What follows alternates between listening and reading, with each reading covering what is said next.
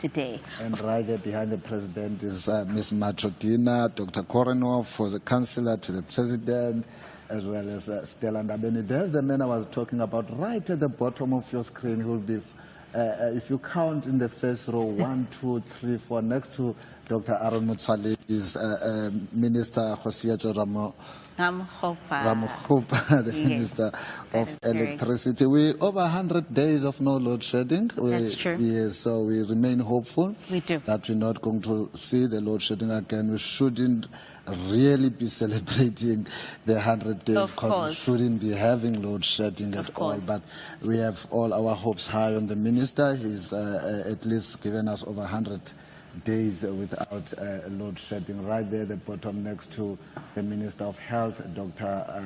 Aaron Motsoaledi. Of course, then members of the public members of the public will appreciate the fact that this is an important debate, and of course they can participate in this debate by following us on our social media platforms. And if you want more information on the joint sitting, of course, and what it means, the functions thereof, and the different houses of parliament, the National Assembly and the National Council of Provinces, just go to parliament.gov.za. And of course you can follow us on all social media platforms at Parliament of RSA. And at any moment that debate will resume in the House, we're still waiting, as members are also settling in and readying themselves. You've seen the president; he is in the chamber with the deputy president. And I think the president today will just be sitting and listening, because he is expected to respond to all the issues that will be raised during the debate. So today is for him to just sit, take notes, and listen to all the issues that will be raised by the members. Absolutely. And of course the bells are ringing, and we are about to see the joint sitting of the National Assembly and the National Council of Provinces, as this is day one of the debate over the President's opening of Parliament address that he delivered last night. I wonder what is the discussion about there between the President, the Deputy President and the Chief Whip. But it would be expected that if they are seated together, they would have some discussions. They are from the same party, which is the African National Congress. And on your screen, as we had said, we still await for the debate to begin. But we had indicated earlier that the debate will start at 10 o'clock. However, there has been some delays which relate to technical challenges, but at least we've managed to get the National Assembly on the chamber on your screens, as you can see there. So we're waiting for that debate to start at any moment. But for now, let's look at knowing your members. While we're sitting here and looking at the members in the chamber, let's get to know your member.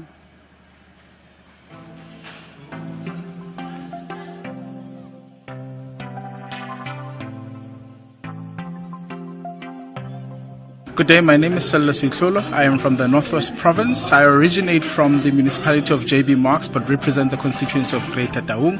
This is my second term coming back as a member of parliament. I look forward to continue to do the hard work in terms of representing my constituency, making sure that they're able to receive the basic services that they need and that parliament represents their interest. Thank you.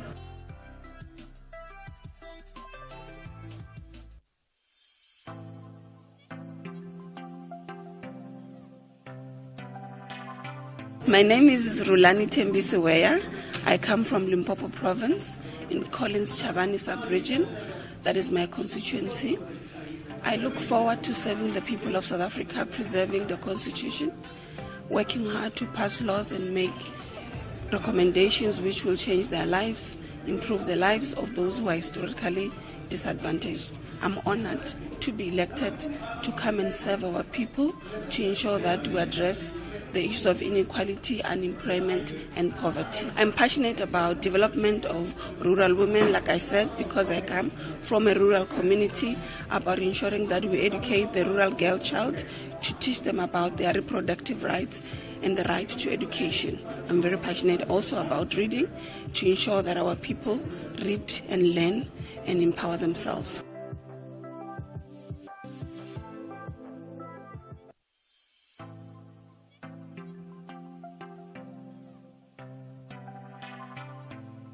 My name is Siska Jordan. I'm from a town called Secunda in Mpumalanga. I represent the Democratic Alliance. I'm looking forward to working with political parties in Parliament in this historical time in South African history, and I hope to work towards creating a better future for the children of our country, such as my own.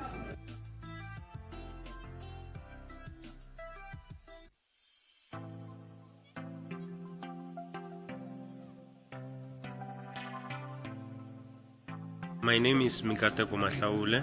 I was born in Limpopo province in Guyana. I'm here returning member of Parliament. I would like to see more and more accountability from the executive. I would want the 7th administration to tackle unemployment in a more radical way. We would want to see the mining sector booming and more regulations on the zamazamas so that the illicit financial flows are regulated in that sector. There's a lot of money going out of the country unregulated. We would need it to be regulated. Thank you very much.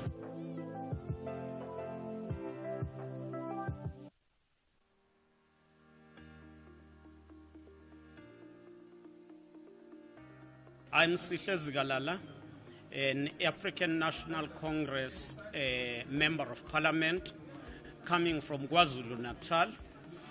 Of course, I'm passionate. My passion is on soccer and running, doing a lot of half marathons. I'm looking forward to ensure that the 7th Parliament becomes effective in serving the people, addressing poverty, create jobs, and ensure prosperity for all.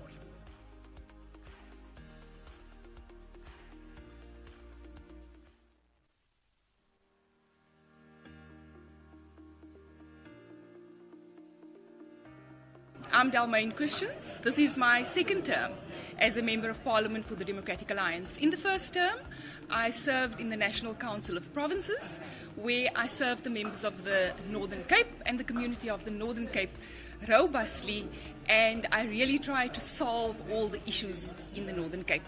This term, I'm looking forward to really serving the community of the Northern Cape through the knowledge and experience that I have.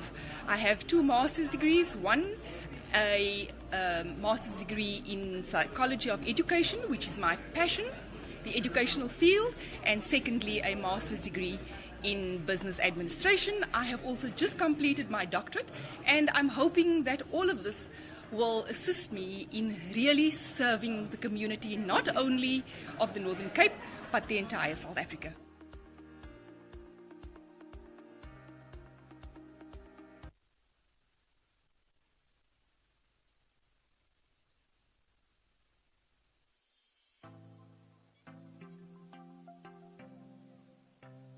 My name is Jane Sitole from Mpumalanga province. I represent the Democratic Alliance. I am here to learn, and I love cooking. I love food. I love pasta. I'm also a champagne, I nearly said addict, but not an addict. I love champagne. So for me, if you want to make me happy, there is pasta, there is champagne. It doesn't really matter what kind of pasta. I love that. And another thing that I love shopping. Even if the economy is squeezing us, I love doing window shopping. So I will look because I love shopping. I'm really looking forward to be part of the 7th Parliament because this is the highest lawmaking in our country, and I'm going to be part of that. I am going to contribute to that to make our country better. I am so looking forward to this, and I hope that I'm going to represent the people of my province in Mpumalanga very well. Thank you so much.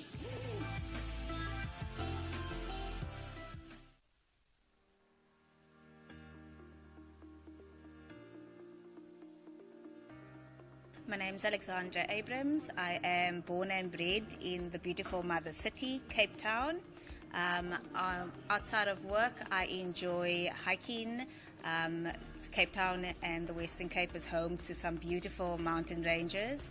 I also enjoy spending time with my family and friends, and I enjoy cooking and eating delicious, nourishing meals. I am a returning member. I'm looking forward in the 7th Parliament to actually have more of the public participation and having a gallery where members of the public can come and view and witness what is going on in Parliament. And I think this elections had more people involved, so it would be great to get more members of the public involved. And also I'm looking forward to passing bills. For the first time ever, one party no longer has a majority, so passing bills and passing private members' bills will be very interesting.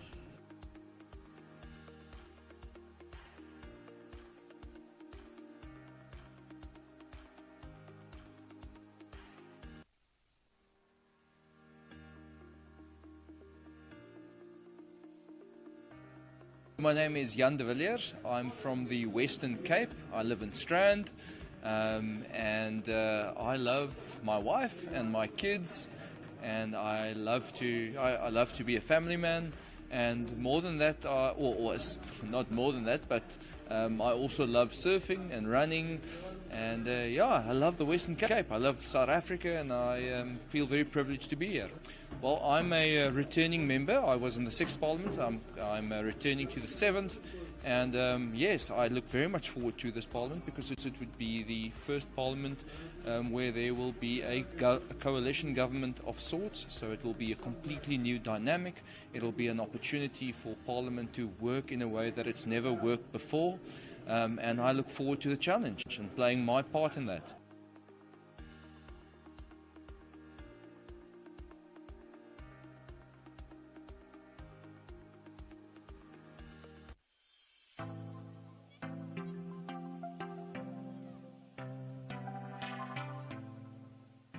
My name is Paul Swart. I come from a small little town called Elim. It's a Moravian mission station belonging to the Moravian Church in South Africa. And it's actually, it's the southernmost town. It's part of the southernmost municipality on the African continent. And now for the past 8 years, I was the executive mayor of Cape Agulhas municipality. I was a ward council in Ward 5 in Struisbaai, in Agulhas, and that is the southernmost towns on the continent of this beautiful continent, South Africa. I really want to see that entrepreneurs are being empowered in this country because they are the job creators. We need people who can create jobs. Yeah, that is my passion. Economic development, empowerment of entrepreneurs, and also the challenge in South Africa is the social economic challenges and the illness in our communities. Youth development, children at school level, substance abuse, and that is my passion that I really want to embrace, and that is the challenge that I really want to show my interest in on this level and platform where I'm going to represent my province and the country in Parliament.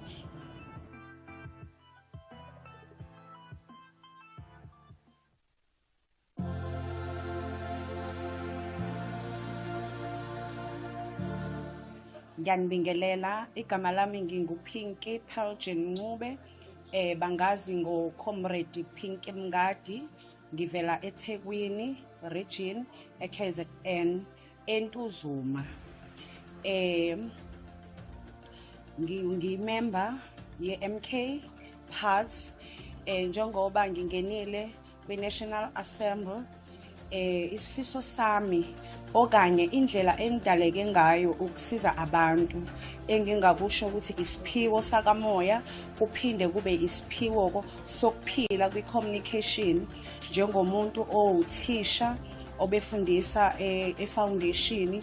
Ngokufika kwale organization ngagijima-ke ngabasebenzela abantu okuthi nala ngikhona njengamanje iyona i-community engithembile ukuthi ekuqaleni ngibe u-coordinator we-ward kwasuka lapho kwanyuka ngaba kwi-region yaseThekwini. So namanje njengoba bengilethe la bangilethe ngoba bengithemba nanokuthi ke isifiso sami ukusiza nje kusukela ekuqaleni abantwana abancane kunyuka kuya phezulu ngoba ikhona iorganization ebengiyenza yokuthi noma befuna ukufunda ngikhona ukuthi ngibasize. So njengoba ngikule party iMK party ngimisela kulo 5 years engizohlala ukuthi ngideliver iservice eright emphakathini eSouth Africa yonke.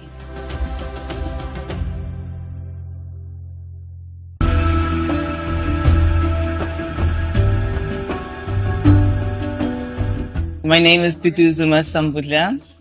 I am from Johannesburg and I'm from the MK party. I enjoy reading and watching documentaries actually. We're in the 7th parliament now. It is obviously our party's MK's first time being here and my first time into parliament. So I am excited to learn and looking forward to growing. And we just hope to achieve what we've promised the voters, what we can from the opposition benches.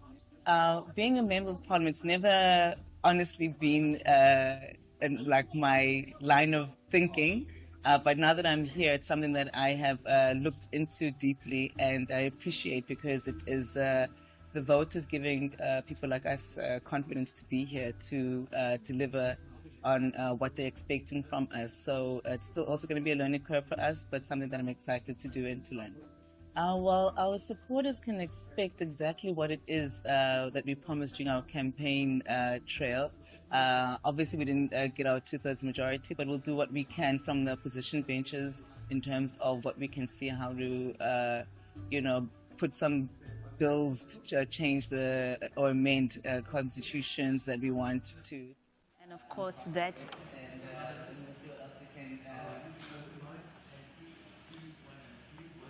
Of course, that is the mace and the rod, signifying that the processions in the chamber are about to begin.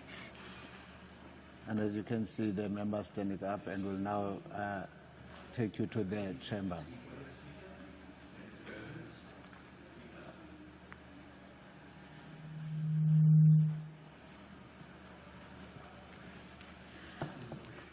Well done.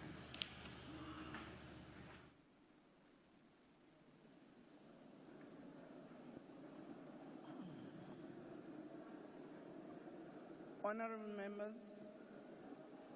I would like to apologize and explain to you, as it has been explained to your chief whips, that the delay has been as a result of the audio system where they have a tripping line which they've been trying to find and at the moment have not been so successful. So they had tried to isolate some of the things that are plugged in so that we can have at least the mics working so that we can continue with our business. We really apologize for that. It's something that we had unforeseen because all the preparations were done and tested and checked, but unfortunately, there's always something that sometimes can go wrong when you least expect. I hope members will accept our apology. Thank you very much. Now the Secretary will read the order of the day.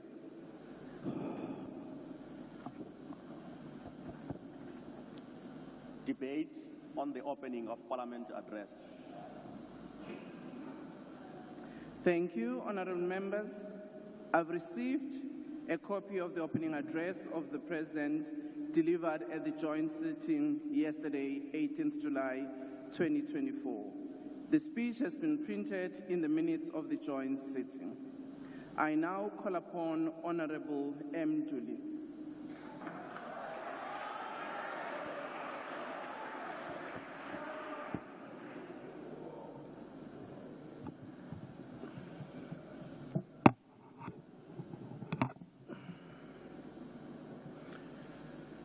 Thank you very much, Madam Speaker, the Chairperson of the National Council of Provinces, His Excellency President Cyril Ramaphosa, the Deputy President of the Republic, esteemed members of Parliament.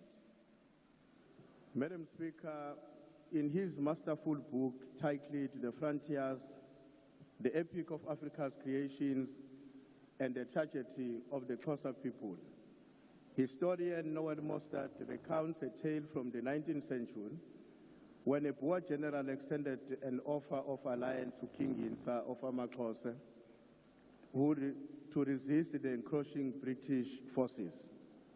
The offer was ultimately rejected by King Insa, likely informed by a deep-seated mistrust of both the Boers and the British. Yet again, in 1902, the Treaty of Vereeniging was signed between the British and the Boers, ending a South African war and establishing self-government under British rule in the Transvaal and the Orange Free State. Yet the Africans who valiantly fought at that war were excluded from the negotiating table. Among the Boer generals, it is said, were those who championed the inclusions of Africans to address the native question, but their voices were equally ignored.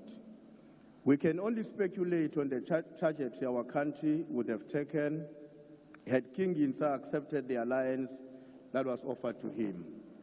Nor will we ever know where our country will be today. Madam Speaker, we also know that Zululand had been broken up into 13 smaller territories by the British government, and later realized that the futility of breaking up the Zululand and restore King Cetshwayo as the paramount leader. However, they left uZibhebhu kaMapitha with his lands intact. When King Dinizulu succeeded his father, King Cetshwayo kaSenzangakhona, he contested succession with uZibhebhu. In that contest, King Dinizulu appealed to the British for support, but received no response. He then offered rewards of land to the Boer farmers from the Utrecht and Vryheid to join sides with him and help restore order to unite Zululand and the Zulu Kingdom. Madam Speaker, these episodes are a microcosm of our nation's fraught journey. They serve as a poignant reminder of the intricate dynamics that have shaped our past. They highlight the profound significance of alliances and consequences of our choice. When people are faced with the threat of annihilation, they come together and seek one another to overcome their threat for their continued existence and to thrive. Our democratic breakthrough is under threat, and it is not business as usual. As the ANC, we've invited our people to join in a reasoned and robust debate towards the reconstruction and development of our country, rather than depending on charismatic populism, which often defines our national discourse. The processes which started with the arrival at the Cape of the Dutch settlers resulted in the transformation of our country into a settler colonial state, what we characterize as colonialism of a special type. As a settler colonial state, ours did not differ from how similar settler colonial states such as in the US, Australia, and Israel behaved towards the indigenous population. They dispossessed the indigenous population of its country, handed it over as the property of the settlers, and treated the indigenous population as subordinates and subhuman. The difference between us and the US is that our indigenous population, united in spite of their language and tribal divides, remained by far the overwhelming majority relative to the settlers. Madam Speaker, this is what made it possible for this majority in 1912 to unite under the banner of the African National Congress, to rise up to end colonial settler colonialism state, and to proclaim that South Africa belongs to all who live in it, black and white. A united South Africa later declared in the Constitution that South Africa belongs to all who lives in it, united in our diversity. The African National Congress is unwavering in its objective to create a united, democratic, non-racial, non-sexist, and a prosperous South Africa in a peaceful world. We are the first to admit that despite the progress we've made together over the past 30 years, more still needs to be done to create a South Africa that is truly united and prosperous, to build a non-racial society, to create development opportunities for all South Africans, and of course to improve the quality of life of all our citizens.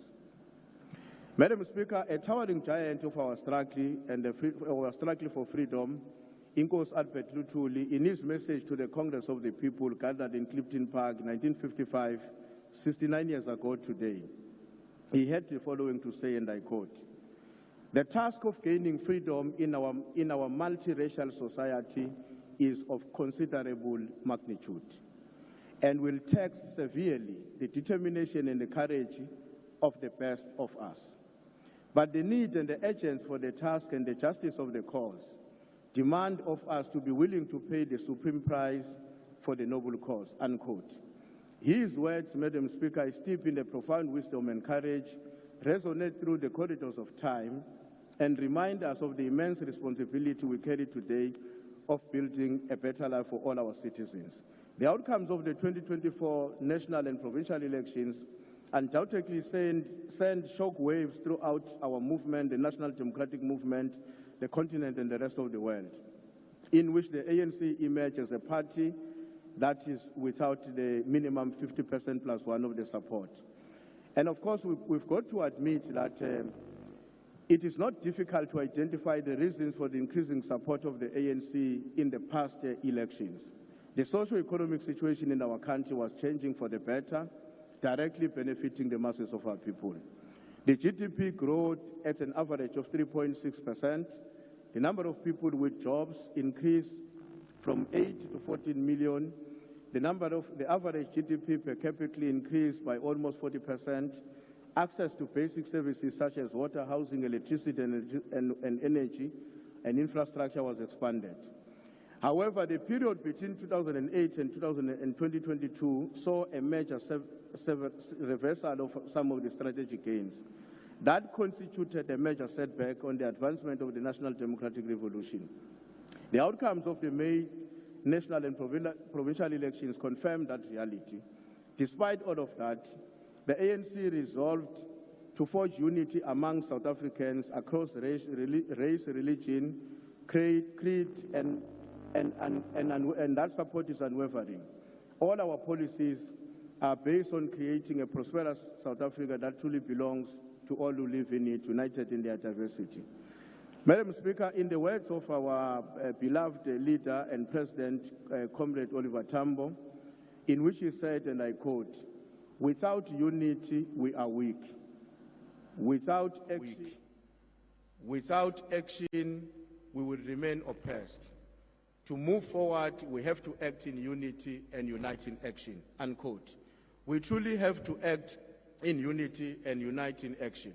The gains of our freedom and democracy must be defended, consolidated, and advanced to realize socio-economic rights as demanded by the Constitution of the Republic. We proceed from the understanding that our Constitution represents the genuine will of our people and their desire to build a better life for all, and therefore that as their democratically elected representatives, this is a task we can neither abdicate nor delegate.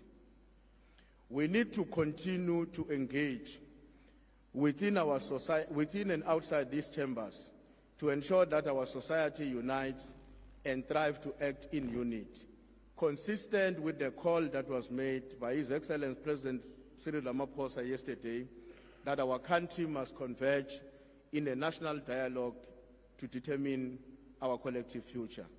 The ANC remains by far the largest party and has pulled together other parties to ensure that we continue the journey started in 1912 and consolidated in successive governments since 1994 to bring about national cohesion and stability to the democratic state and continued advance to the better life for all. This unprecedented experience is not a deviation from the National Democratic Revolution, but rather a fulfillment of its objectives aimed at building a united and a non-racial society.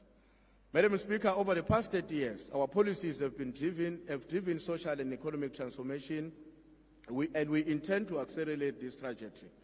Thus, the vision of the government of national unity to address comprehensive needs of the masses of our people, unlike coalitions that narrow their focus to political power management. Madam Speaker, the statement of intent has as its underlying pillar rapid, inclusive and sustainable economic growth, driven by a commitment to industrializations and high rates of investment, jobs creation and social change.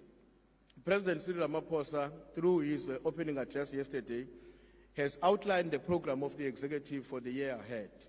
As the ANC Parliamentary Caucus, we stand ready to support the seventh administration to ensure stability and prosperity of our country and the continent, while ensuring strict fidelity, accountability, and transparency. We must renew our commitment to bridge the gap between the people and their parliament and their government. In this regard, we pledge to work collaboratively with all political parties represented in this august House, recognizing, of course, that each party carries the legitimate voice and the aspirations of its constituents. Our political differences should not make us enemies, nor should they invalidate anybody's rights as enshrined in the Constitution or call to question our patriotism. This is a spirit with which the ANC Parliamentary Caucus commit to conduct itself. Madam Speaker, our commitment to the principles of the National Democratic Revolution remains unwavering. We believe that the path to a united and prosperous society presented to us by the current context lies in our ability to pull together across party lines. This is not merely a political strategy, but a moral imperative, rooted in our shared history and our collective future. Thank you very much. Thank you very much. Honorable Dr. M.J. Sope.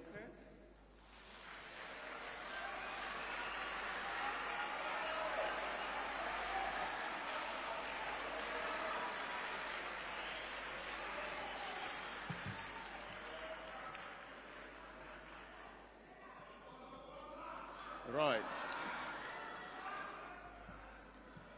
Thank you, Madam Speaker. In view of time constraints, I will simply say all protocol observed. Thank you.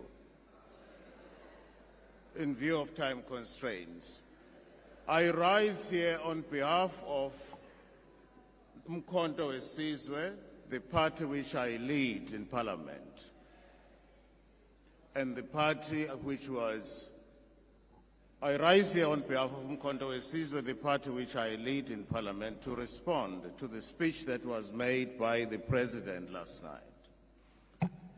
Our position is as follows. The establishment of the Government of National Unity is singularly a very cruel joke by the Ramaphosa faction of the ANC and the Democratic Alliance, perpetuated against the oppressed and downtrodden masses of our people.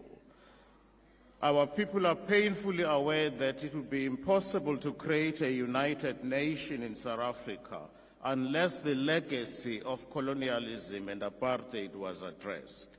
For a very long time, South Africans have been constituted by two nations, one black, poor, and economically disempowered and excluded, and the other white, rich, and in command of most of the means of production, material, and incorporeal resources and advantages of our society.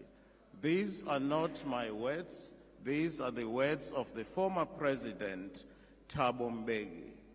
He uttered these words many years ago, and nothing has changed.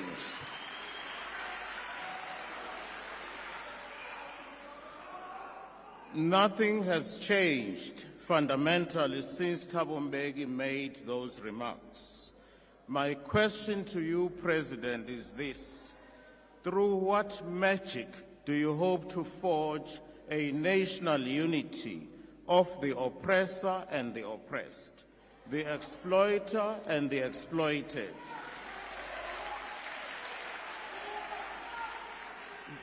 The rich capitalists and the rich capitalists and the toiling and exploited working class. Our position is very clear.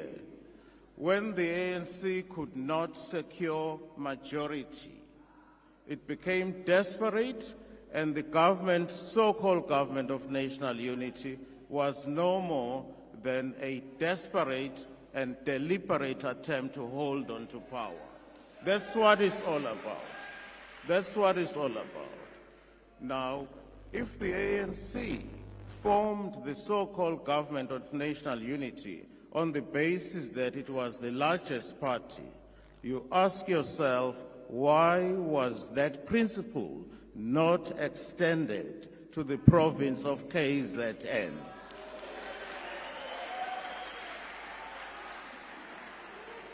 It is a fact that Umkhonto weSizwe won the province of KZN convincingly. We know that. That is a fact. That is a fact.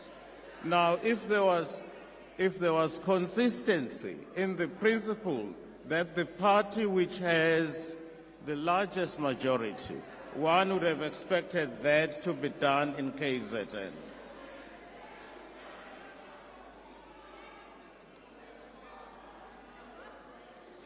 The students of political science, Mr. President, will tell you a simple fact.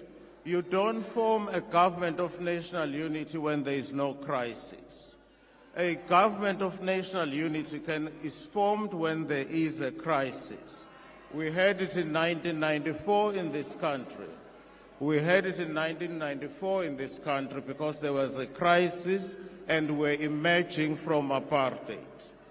There is no crisis.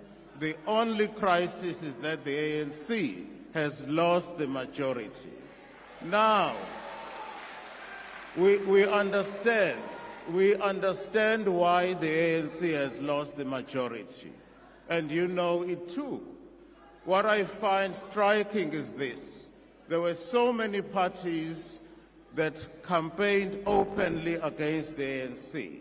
There were many parties that said they will never work with the ANC. But when they were offered blue lights, they suddenly fell in love with the ANC. Quite frankly, I respect someone like Minister Gayton Mackenzie, whose views were always clear. He said he will work with any party, and he has been consistent in that regard. There are parties here which campaigned against the ANC, but when the opportunity to be on the gravy train came, they went for it.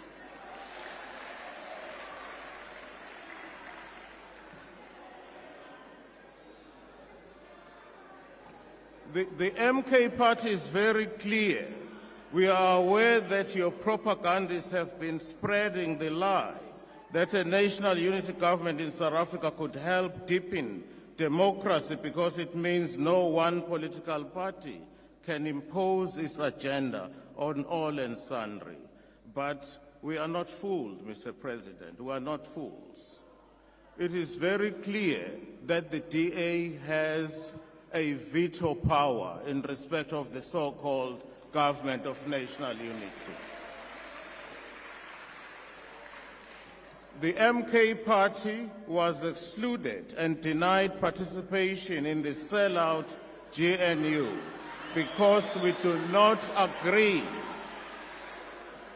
Because we do not agree with the ANC and the DA racist on many fronts. In our manifesto, we were loud and clear.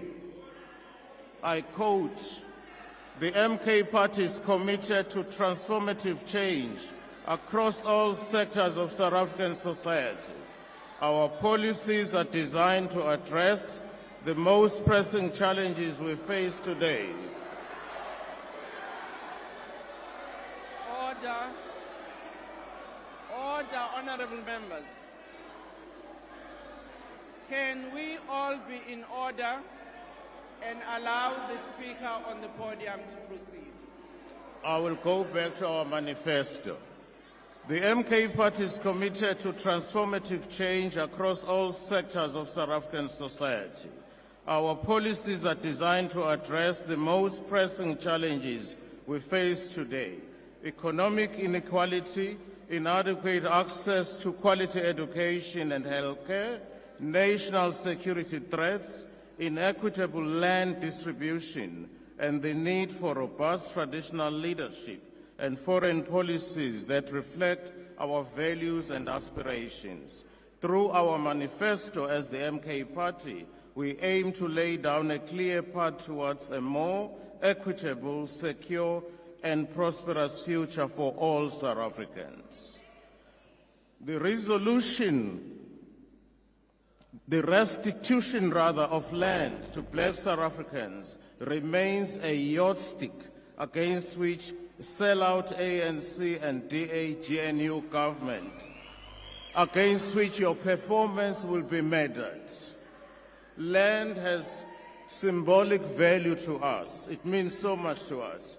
As President Mandela once said in 1995, with freedom and democracy came restoration of the right to land, and with it the opportunity to address the effects of centuries of dispossession and denial.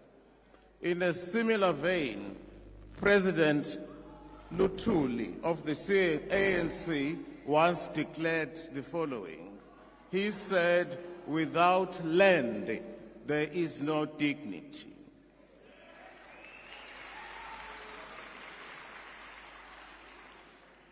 Our own President, Msholozi, said the following. He said the following, "Inkinga zethu zaqala ngesikhathi kufika abamhlophe kuleli. Bathatha umhlaba wethu, bathatha nomcebo wethu, bafika nomthetho wabo, bazenzela unothanda nje. Namhlanje asinamhlaba, namhlanje asinamfuyo, konke kwathathwa ngesihluku.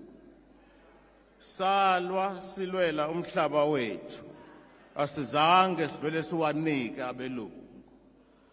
At this point, I want to recognize our traditional leaders who are here as part of Mkhonto Wesizwe, because in Mkhonto Wesizwe, we believe that the land belongs to the nation and the land belongs to the people. His Majesty, the King of the Khoi and the San people, Glenn Taiposh. His Majesty, King Dalindyebo Matutu.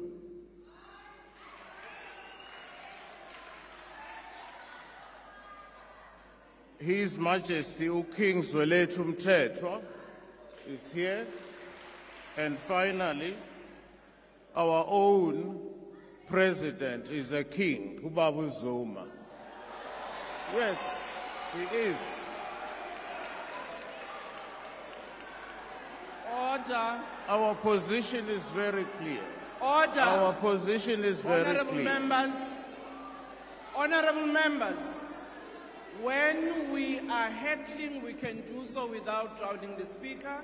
If we want to converse among ourselves, we can also do so without drowning the Speaker. Can we please allow the Speaker to proceed?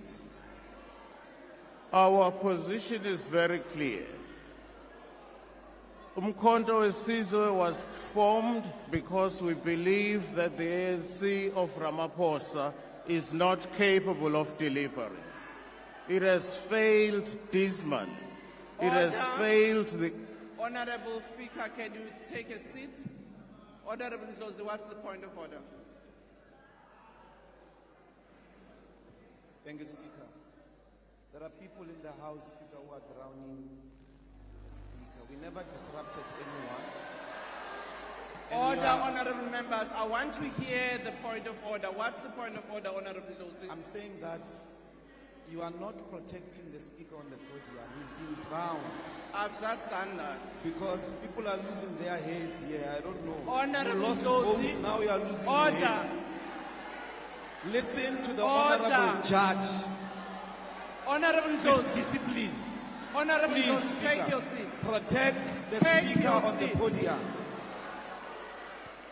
Order, honorable members. When we make points of order, we do just that. We don't have a debate. Can we now ask Honorable Sopet to proceed with his speech?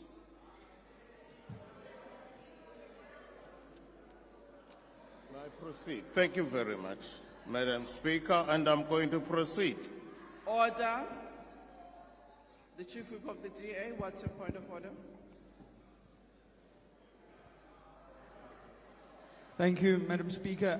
I believe during his point of order, the Honourable Ndlozi referred to the Speaker at the podium, the Leader of the Opposition, as Judge Hlope. I don't think that an impeached judge can be called a judge anymore. Thank you, Madam Speaker. Order, honorable members.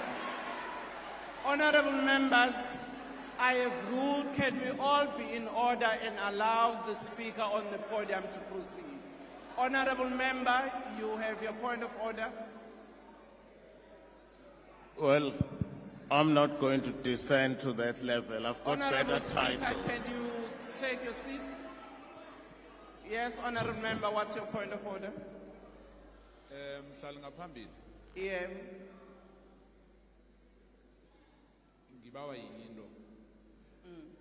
I know that you are not sitting there as umuntu wakwagogo. Isibawa ukuthi indlu kube ne-order. Ngoba into leyenzeka nje. Mase kunomunye in particular ama-racist makakhuluma la. We'll respond with the way they are. Order, honorable member. Judge Hlope akaliswe Order. Our leader ukuthi aqede speech sakhe, please. Honorable member. We have listened to Chief Whip Can you ANC. please take your Azange seats? simdisturbe, please. Ngicela ukuthi amalunga ahloniphekile alendlu yesishayamthetho sonke silalelane. Ngikhulumile nani nonke ngathi sicela ukuthi sinikeze umuntu oseqongeni akwazi ukukhuluma. Kodwa nonke uma senikhuluma senixokozela akazukwazi ukuthi simuzwe. Nathi thina ke esimxhasayo ngicela nje ukuthi sonke simlalele. Qhubeka lunga ehloniphekile. Thank you, Madam Speaker. Mr. President, in 2022, the World Bank reported that inequality in South Africa gave South Africa an inequality in South Africa. South Africa is a country which has a problem to do with inequality. It reported that 80% of the country's wealth was in the hands of 10% of the population. And it is the black population who factor most in the poorest category. The report places the blame for the income disparities directly on race.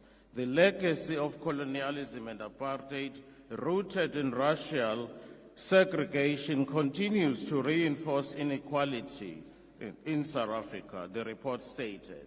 This is clear proof that the end of formal apartheid in 1994 did not end the real problems that we have in this country. And against that, I'm asking you, President, how are you hoping to sustain the so-called government of national unity when your interests are fundamentally and diametrically opposed in the so-called government of national unity? As the MK party, we are interested in genuine and real transformation of South Africa. This cannot simply mean having a nice, toothless constitution or so-called world's best constitution. We are not and can never be satisfied with our judges regurgitating Roman law, which was imported into this country through the genocidal force and forced down our throats. When we were colonized, we had our own systems of justice in place. African customary law, which is close to our heart. Colonization brought with it a foreign legal system, Roman Dutch law, and this was done in order to protect and preserve the interests of those who colonize us. I challenge you to tell me a single country in Europe which is governed by African law. A single country in Europe which is governed by African law. If you can't tell me, why do we allow Roman Dutch law, which does not reflect the views and the aspirations of the majority of the people in this country? Why do we allow that to be a system in place? Why?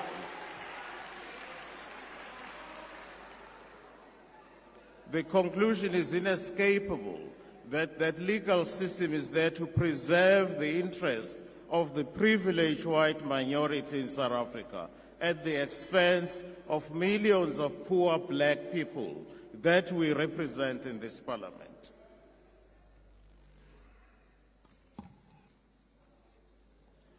It is our considered view that the speech that was delivered by the President yesterday fails on so many fronts. The President mentioned building infrastructure in rural areas. I don't know when that is going to start. He has never done it before. What would make us believe that he would suddenly now focus on rural areas as a priority? Why would he suddenly do that now? You have never done it before, Mr. President. It is our considered view that if we want to bring about fundamental changes, we need to invest in infrastructure, particularly in rural areas.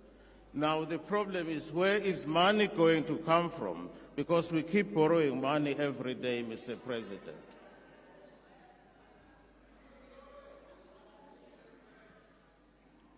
Our view is further that we need serious agrarian revolution in this country to turn things around in agriculture. We need agrarian revolution, which has been lacking. Rural areas in the main have not been taken seriously.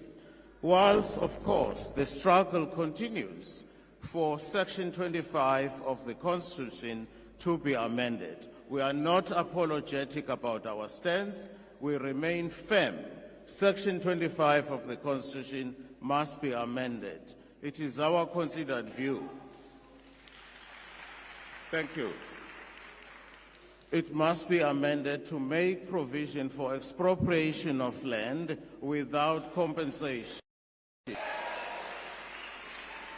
That is the only way we can redress imbalances of the past and ensure that each and every South African has access to land in this country. Once there is access to land, so many of the problems that we have will be dealt with.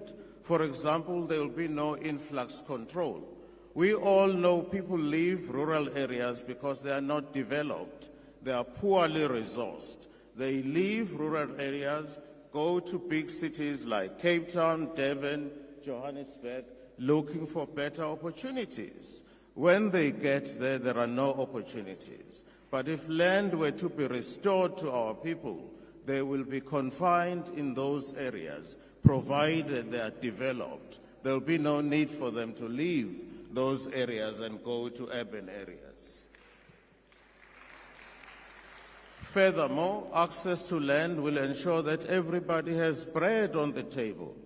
I know there are members in some of the parties who say there is Ingonyama Trust land, for example, in KZN, and that land is not being used. That is clearly a lie. People who live in those areas are not dependent on your 350 rand per month, Mr. President. They are serious farmers. They practice subsistence farming in those areas. They are not dependent on your 350 rand for them to live. So we need to invest in agrarian revolution, make sure we turn things around. The other way of generating job, which is covered in our manifesto, we should reintroduce compulsory military training. That will absorb our young men and women who have no job and teach them to be disciplined. It will immediately turn things around. There is no question about it. We clearly need to reduce spending. It is very clear as a result of this bloated cabinet. It's all about blue lights. It's all about fancy cars, and you have forgotten the reason why you were elected, Mr. Ramaphosa, in the first place. We have forgotten the reasons. You have, to put it bluntly, you have sold out.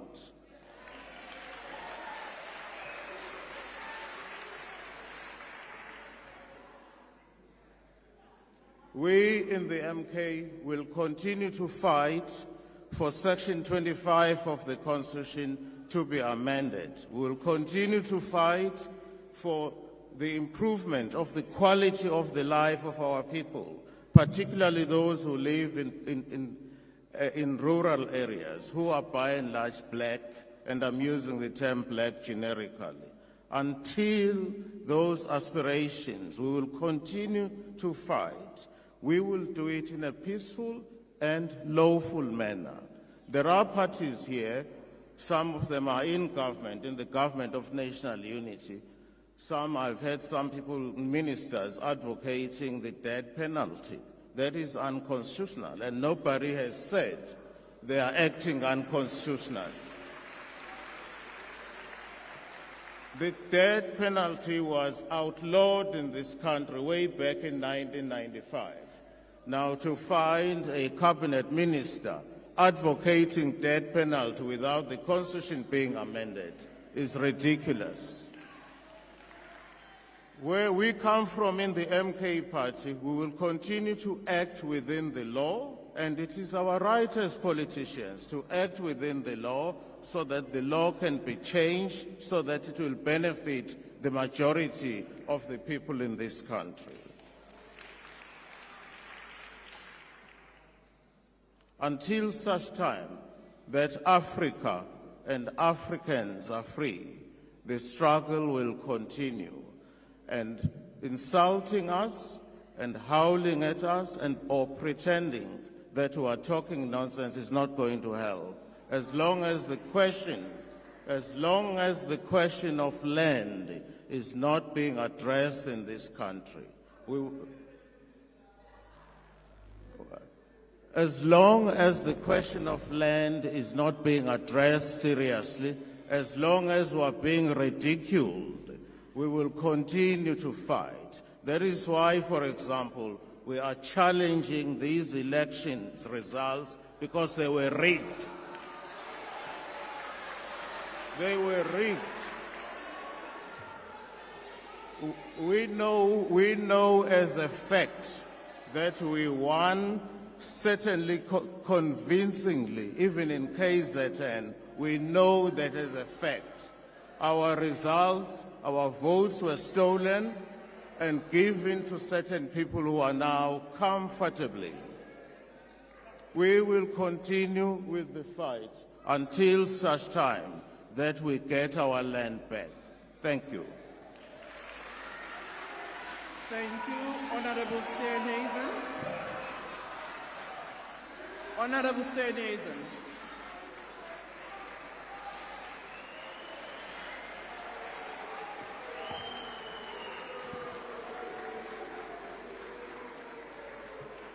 Thank you very much, Madam Speaker.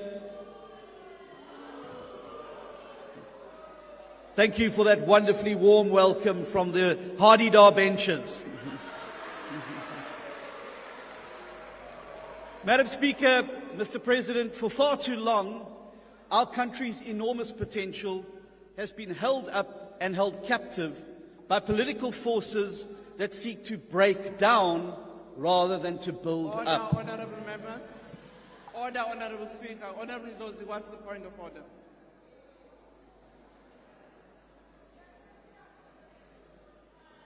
What is the point of order? Sorry, Speaker, I was switching on the mic. No, I wanted the Speaker respectfully to address this honorable member with his rightful title as a matriculant, seeing that there are confusions of titles today. Honorable This is a Ndlozi. judge.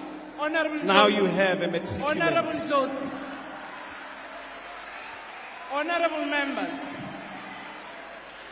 Order. Honorable members, you have just been into an induction after your election. You were advised what are the points of orders, what are the rules, and it's very disappointing that some of you are doing exactly the opposite. Honorable Ndlozi, you know that was not a point of order, and it's actually spurious. Order, Honorable Steenhuisen, can you proceed? Thank you very much, Madam Speaker. I think that the grannies and the pensioners and the Stokvels who had their money stolen from them at VBS don't sleep any better knowing that the people who stole from them have doctorates and master's degrees.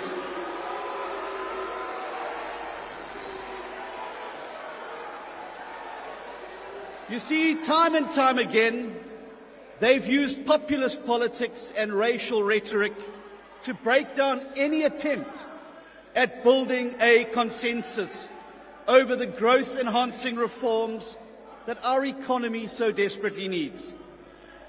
They have done so deliberately because it is only by sowing division and preventing reform that they can keep institutions weak, keep the taps of corruption flowing, and stay out of jail for their many misdeeds.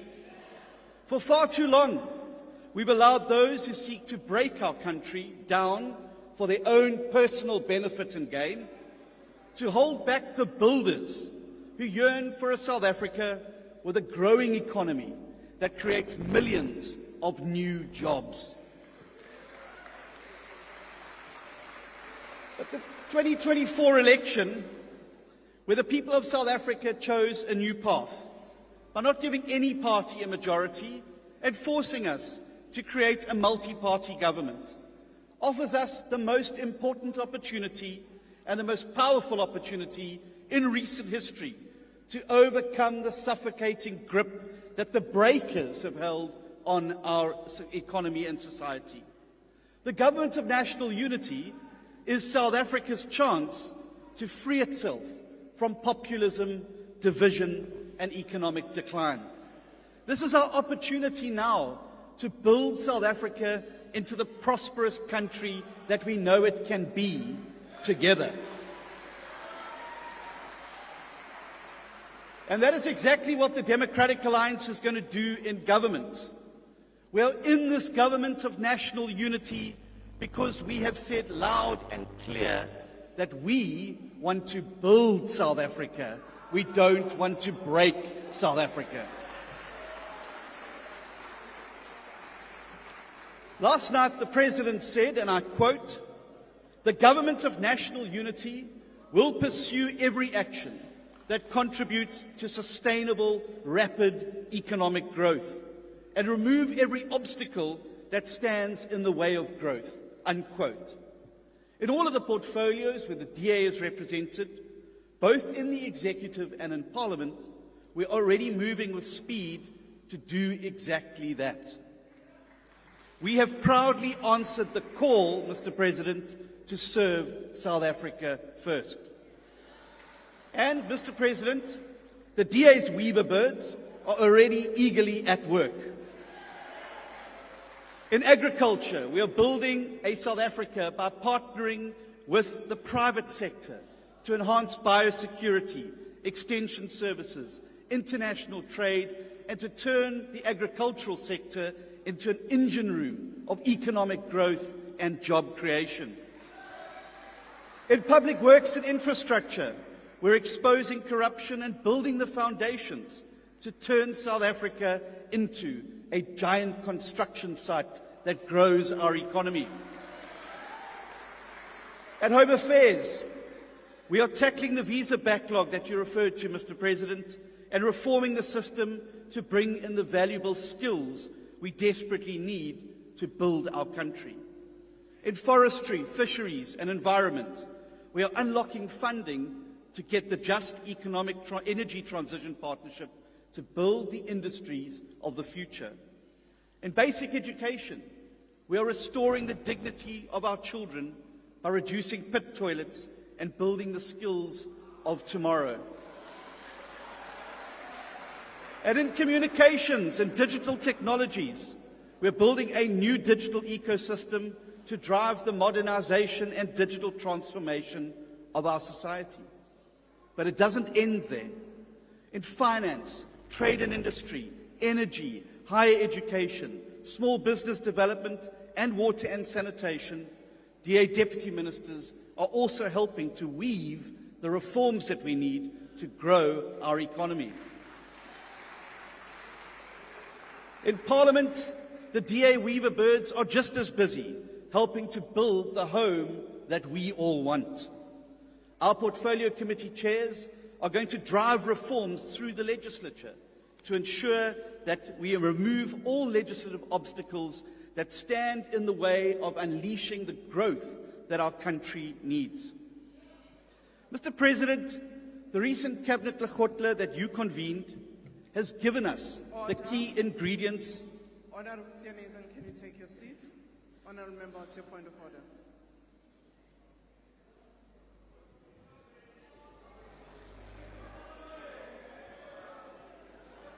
Madam Speaker, I'm Visvant Reddy from Mkonto Wesizwe Party. I rise in terms of Rule 81, and I seek your guidance, Madam Speaker, in terms of the Speaker's list. The Speaker that's on the podium currently, is he speaking on behalf of the DA or as the Minister of Agriculture? Thank you. Honourable Member, that is not the point of order. The Speaker's list, the members of the executive also belong to their parties. So that's not a point of order. Honourable Member, you can proceed. Honourable Sianazan, you can proceed. He may be ready, but I'm able.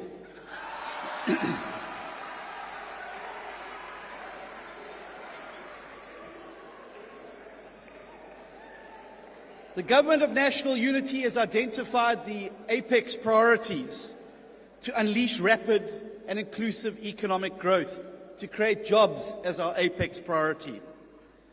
To achieve this, we have identified and committed to a responsible fiscal path that reduces the national debt in order to free up more money and resources for productive investments. The planned review of the sectoral master plans to identify obstacles to growth emphasize and focus on our need for exports, slashing red tape, crowding in private sector investment, and these are the key ingredients that we need. We welcome the interventions to expand the basket of VAT-free goods so we can put food on the tables of more South Africans at a cheaper price. Specialized policing units to fight violent crime and the construction mafias. These policy changes are some that the DA has long advocated for, and we believe they will make a meaningful impact on our people. Now, while the Government of National Unity has met the requirement for sufficient consensus outlined in the Statement of Intent, some key matters of economic policy and other issues around how we deal with problems going forward, it is important to acknowledge that there are still some areas of divergence that require attention. This is a natural feature of any multi-party government anywhere in the world. For example, the need for universal access to basic health care for every citizen, regardless of the economic status, is important. And there are some discussions going on about the best way to achieve that, to ensure that we can fast-track it. The same goes for the Basic Education Laws Amendment Bill. However, in all of these areas of divergence, which are natural when you bring 10 parties together, I am convinced that we can find a way forward. It will be requiring us to be honest and diligent about where these differences exist and to work in good faith with one another to find solutions in the best interests of all of the people of South Africa. Honourable Speaker, if this Government of National Unity succeeds in delivering on its apex priority of growing the economy and creating jobs, then the builders will defeat the breakers once and for all. And this is because if we rapidly expand growth and job creation, we will diffuse the populist tinderbox that the breakers continuously exploit for their own gain. Let me tell you right now that the single greatest fear of the breakers in this House is that the government of national unity succeeds in growing the economy and making South Africa a better place. The greatest fear of the breakers is not that South Africa fails. It'll suit them just fine. If the country goes up in smoke, it'll fuel the politics of division and hatred upon which they thrive. No, the breakers' greatest fear is that South Africa succeeds and our people prosper. Because if that happens, it will destroy the foundation upon which the breakers have built their ugly politics of resentment and populism. But the choice between building and breaking is not ours alone. The creation of the Government of National Unity means that every South African now stands before an important choice. Who wants to be a builder rather than a breaker? And we need those citizens who want to be builders to strengthen the Government of National Unity's hand. To be clear, the Government of National Unity will not be a kumbaya chorus. No multi-party government ever is. And if you've seen successful weavers' nests, you will know quite clearly that things do get noisy from time to time. But this GNU represents the broad interests. And the truth is that the builders in our society have to make this government work, because the parties who sit on the opposite side of the GNU want to break South Africa beyond all repair through their looting, their populism, their Gupta selling out, their VBS looting, and their violence. And so to every South African, I say now is a time for the choosing. Are you a builder or are you a breaker? Order, honourable members, what is your point of order? No, Chair. Let me just clarify it first on your table. Is that a point of order? No, it's not a point of order. What is the point? Let me. Order. I just want to check if Mr. Steenhuisen, does he really understand what he's saying? Honourable member, that's not the point of order. Thank you very much. Honourable Steenhuisen, can you proceed? Honourable Steenhuisen, can you proceed with the speech? When you drive north from here, you will find a magical part of South Africa known as the Kalahari. When you get there, you know that the most successful weaver nests are the ones where as many birds as possible work as hard as possible to build and protect their shared home. And whenever they see a boomslang coming in there to try and steal the eggs, they work together to sound the alarm and protect their home. And so it must be for South Africa.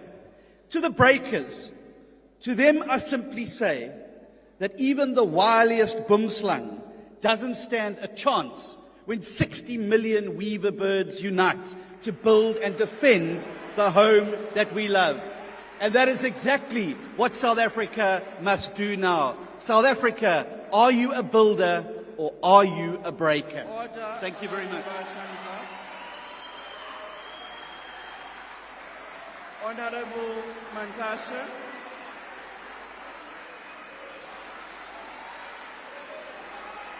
Order, honourable members.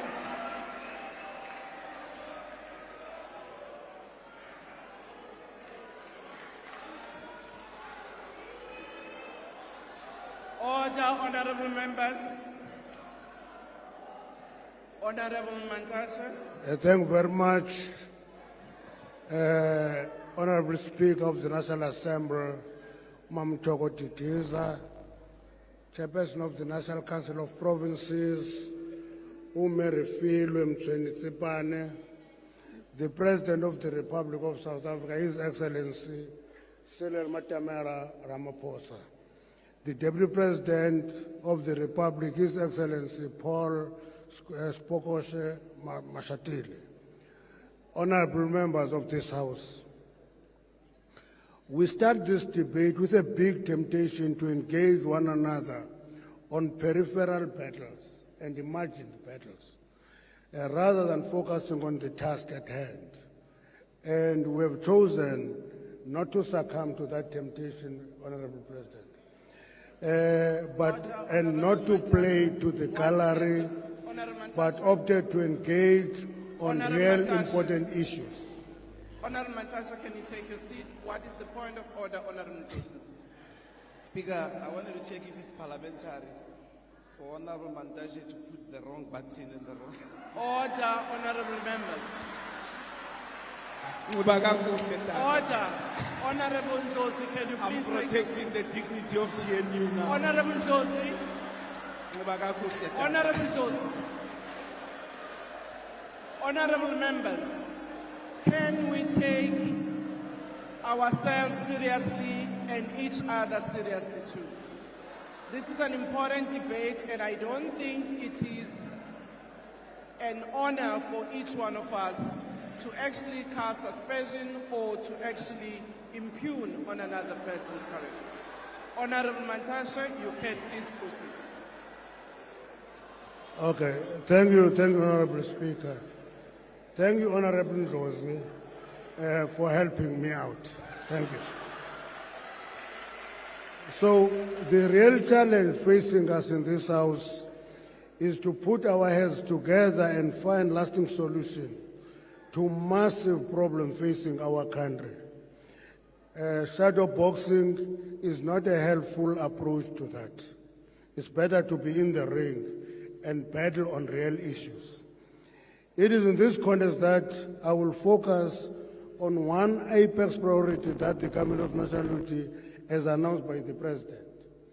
I'm focusing on the inclusive economic growth and employment creation. That is quite important. It's a burning crisis for the country. The National Development Plan 2030 enjoins us to eliminate poverty, reduce inequality, and make it a priority for all of us to create employment opportunity for the people of South Africa. If we subscribe to the objectives of the NDP and agree that we have a collective responsibility to address high unemployment, we must therefore put our heads together and come up with formula that will work and ensure employment is created. To this end, I'm going to focus on the primary sectors of the economy. Primary sectors of the economy are important in the sense that it is strong primary sectors that will ensure that there is sustainable secondary and tertiary development in the economy. So those primary sectors are mining, agriculture, and petroleum. Those are primary sectors of the economy. And therefore, in our view, we need to deal with them, address them decisively to set a foundation for secondary and tertiary economic development in the country. And then we must also respond to the outcry of our people that our jobs are being taken by foreign nationals. It's a cry. It is not getting the right interpretation. The reality of the matter is, it is the bottom end of the labor market that needs our attention. For example, we support the visa regime as envisaged to attract skills and investment into the economy. We support that fully. But we say it should be complemented by us paying attention to the fact that at the lower end of the market, we are not paying attention. And that is where the employment crisis is. In other words, we make the point that it is not xenophobic to say, please protect sectors that do not want complicated skills. That will be your hospitality. It will be your hospitality. It will be your farm work. It will be your construction. And I'm sure people who took time to monitor the George crisis and disaster, you will know that it exposed our laxity in dealing with construction sector as a sector. And the attractiveness of employers is that those sectors, it's easy to invite anybody at substandard wage rates. And it is this government that has a responsibility to deal with that issue and monitor it. Now, every time I go to a restaurant, I won't mention the names because I normally say it's upmarket when it is not in the upmarket. That is the legacy of being a rural boy. But you go to a restaurant, I hardly get served by a South African. We can't accept that. You go to a farm, including shepherds and actually people who look after livestock in rural areas are attracted from the neighboring countries, and we say we have an unemployment crisis. We must deal with that issue. So, having said that, it is quite important, therefore, that we confront the question of cheap labor being an attractive alternative to employment creation. We must deal with that issue. Now, we must draw a lesson from the mining sector. It's a sector I worked in, which used to have 70% of its workforce from the neighboring countries. Today, that portion is less than 20%. And there is a process that took us to that stage, and that process can be used as a lesson to educate us in dealing with challenges facing our society. For us, in the mining sector, as we set sights on addressing obstacles granting mining permits and licenses, we must translate this emergence of new mines irrespective of size. If we accelerate dealing with the backlogs, new mines must be built and people must be employed. We firmly believe that the 400 million seed capital provided by the department working with IDC is a good start, because mining starts with exploration where you discover quantity and quality of a mineral. Then you can mine and then you can process, it goes on. And linked to this is the question of supporting the artisanal mines. We're going to go to many financial institutions and companies to support that initiative where we train artisanal miners. Many people ask me, what is an artisanal miner?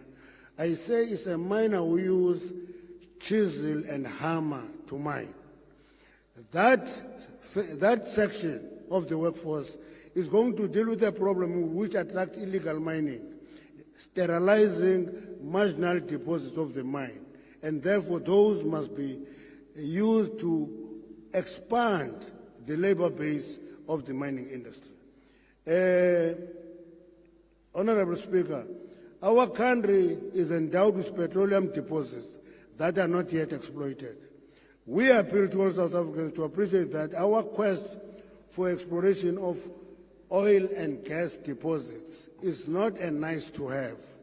It is important to turn around the composition of our economy, and therefore that will translate into the growth of the economy. And it will require another additional intervention. Let's deal with foreign-funded NGOs that block exploration of gas and oil, because that is blocking economic development, and we must confront it and deal with it and allow that. That doesn't mean we are not serious about responsible mining and exploration. Do that, but don't block development, because employment is a function of economic growth and development. So we're making that submission. The justice system must also look into that reality of a view to find solution to these cases up in court, because they go to court. NI, which moved to Cote d'Ivoire, was taken to court 67 times. It packed their suitcases and went to Cote d'Ivoire and made huge discoveries of oil in Cote d'Ivoire. Let's deal with that. The justice system must accelerate the process. We must therefore accept unreservedly the need to resume mining and petroleum exploration.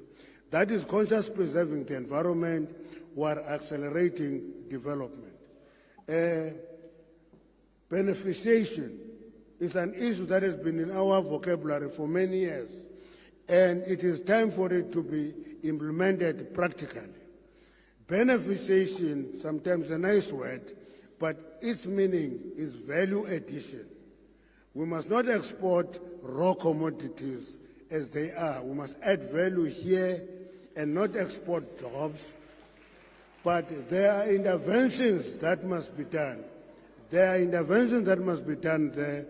The first one is that for beneficiation to happen, we must have reliable, efficient, and affordable electricity supply. Because if you don't have that, beneficiation will collapse. Number two, we should actually have an incentive scheme for beneficiation. Beneficiation is an economic activity in the value chain of mining, and it should be treated as a business. Therefore, incentives are important for that section. That may include granting tax holidays to attract beginning of that sector. It can also mean taxing exports to discourage export of raw commodities. And therefore, we must engage the business to introduce a particular electricity dispensation. For example, there's nothing wrong in developing a commodity price-linked electricity tariffs. We did have it in this country. We can look into those alternatives. Now, as we address the question of unemployment and develop framework for inclusive economic growth, we should bear in mind that involving black South Africans in economic activity is not a favor. Okay? It's not a favor. It is a necessary intervention because for many years South Africans were not active in the economic activity. Therefore, the question of black economic empowerment and affirmative action is a necessary intervention in the economy. Now, access to land, I'm not talking the same way as Honorable Shope, not the same. But the point I'm making is access to land is a capital asset for economic activity. Therefore, it is going to be important for us. Thank you very much. Thank you. I now call upon Honorable Malema.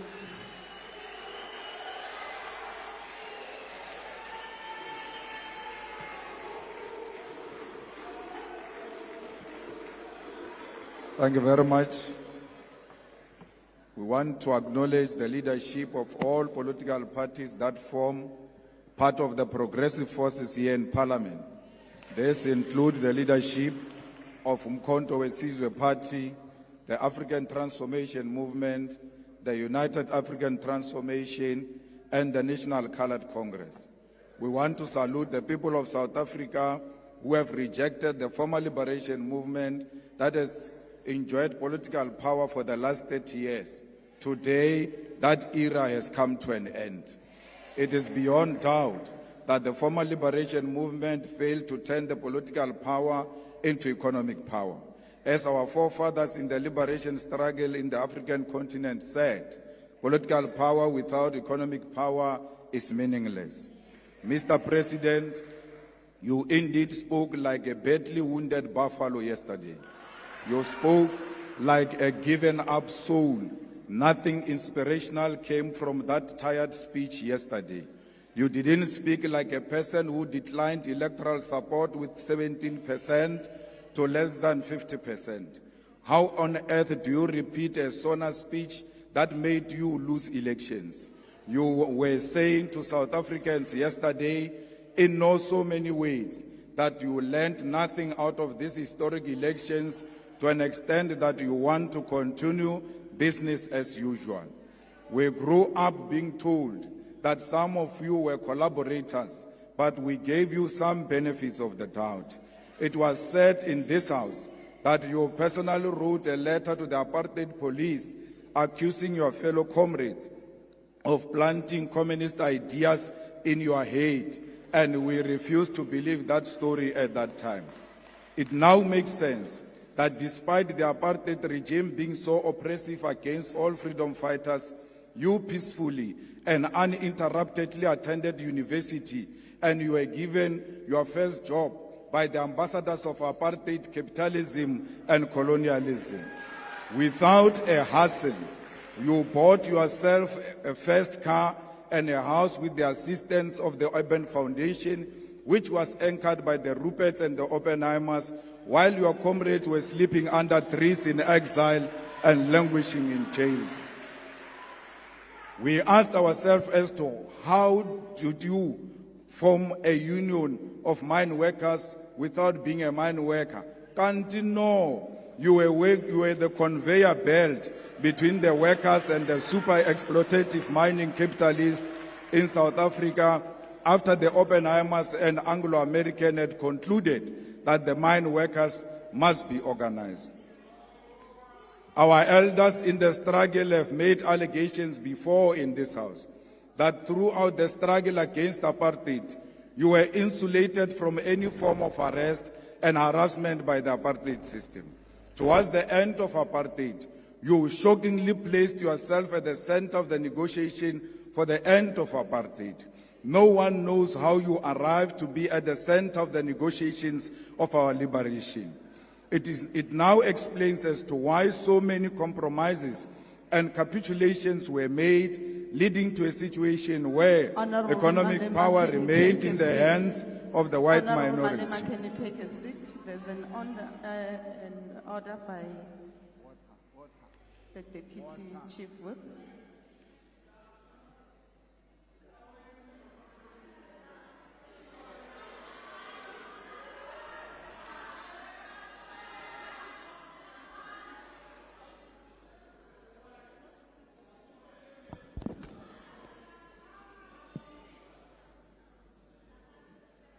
Honorable Chairperson of the NCOP, you instructed that the Honorable member, Honorable Malema, must sit down before I raise my point of order. Honorable House Chairperson, Honorable Chairperson of the NCOP, the Honorable Malema is casting aspersion on the President, on the persona of the President. Can he please bring in a substantive motion to support his statements that he's making in the House? Thank you. Thank you very much, Honorable Chief Whip. The order is sustained. Rules does make provision that if the member imputes improper motive against another member, you may do that by way of a motion, and therefore that has to be substantiated. And therefore, Honorable Malema, can you then proceed with your speech? I see there's another point of order that's been raised on DA. Withdraw what? Thank you, Madam House Chair. Madam House Chair, I rise on a point of order in terms of Rule 92.10, which indicates that when a point of order is raised during the debate, the member called to order must resume his or her seat, and after the point of order has been stated, the presiding officer by the member raising it, the member raising the point of order must likewise immediately resume his or her seat when she has concluded his or her submission. Madam House Chairperson, can I just get clarity on the fact when the Deputy Chief Whip of the ANC raised the point of order, the member at the podium remained standing, and I would just like your ruling on that. Thank you. Honorable Malema, we have requested that you take your seat, but despite that, thank you very much. As I have ruled on the previous order, As I've ruled on the previous order that was raised by the Chief Whip, Honorable Malema, can you take your podium and apologize on what you've just said?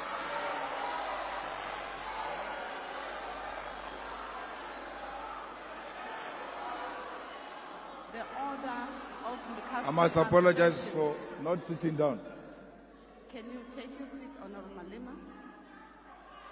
The order was raised with regards to casting aspersions on the President. Can I be allowed time, honorable members? I will then allow you space.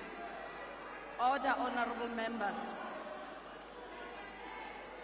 The order was raised with regards to the honorable member casting aspersions on the President and accordingly. Honorable members, can you please take your seat?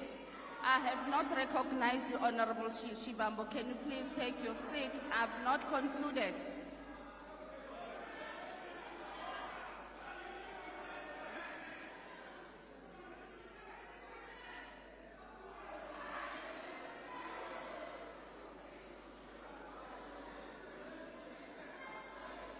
Honorable member, can you allow me please to conclude? Honorable Malema, you can take the podium, but please, can you please withdraw or rather not repeat what you have said earlier on as you proceed with your speech? Honorable members, please, can you? Honorable members, honorable members. Honorable Malema, can you sit down? Honorable Shibambo.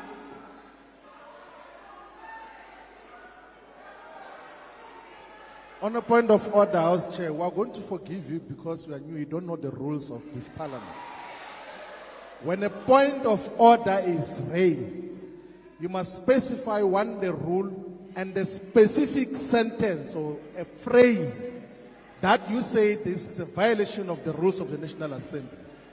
What the Commander-in-Chief is doing is to give a political characterization of a phenomenon. That is a point of debate.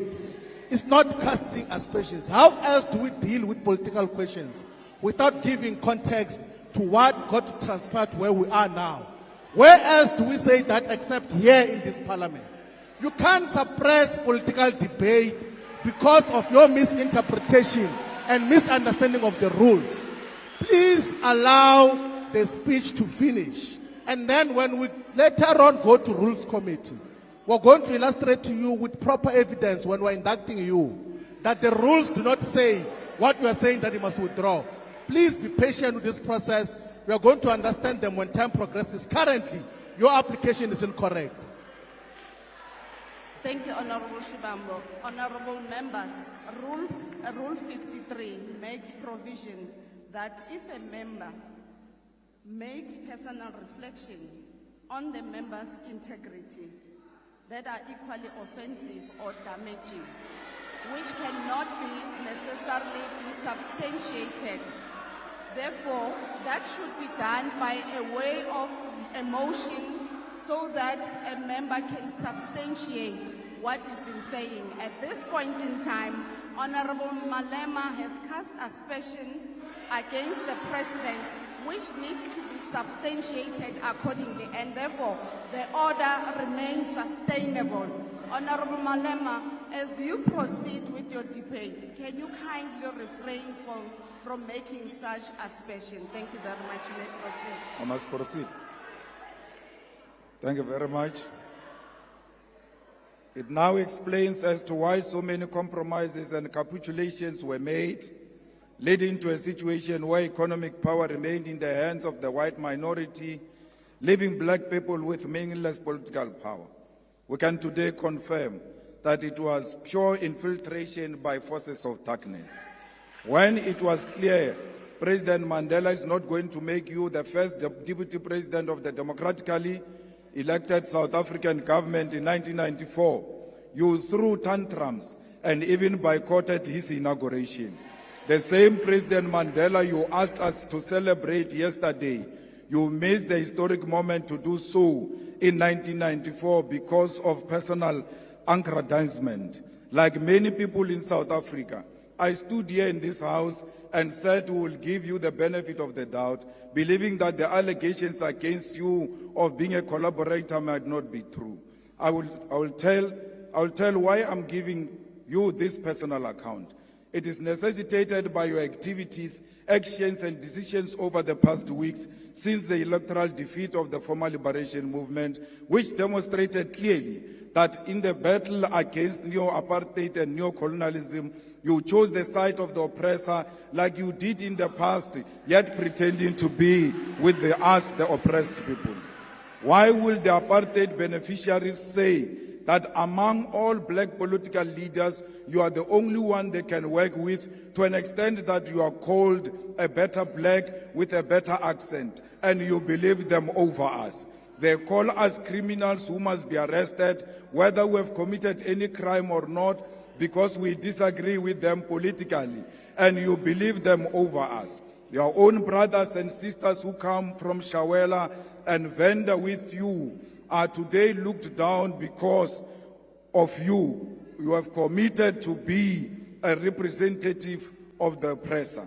The white capitalist establishment is willing to turn a blind eye to even serious allegations of wrongdoing against you, because through you they believe that they will perpetuate the exploitation of the oppressed class and reverse the gains of the political freedom attained in 1994. It doesn't matter what you say, but we want to state categorically that the coalition between the Democratic Alliance and the former liberation movement is a sellout position typical of collaborators who sacrifice and compromise the struggle against apartheid and colonialism. White minority arrogance has increased under your term of office. You should have seen them yesterday when you were speaking. It was like you are a true Tabaneka Koko Helen Zille.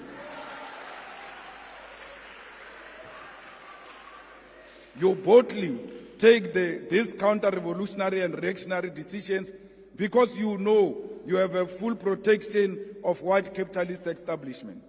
All the things you said yesterday are meaningless because they are exactly what you said in the 6 State of the Nation addresses you have given since you became president in 2018.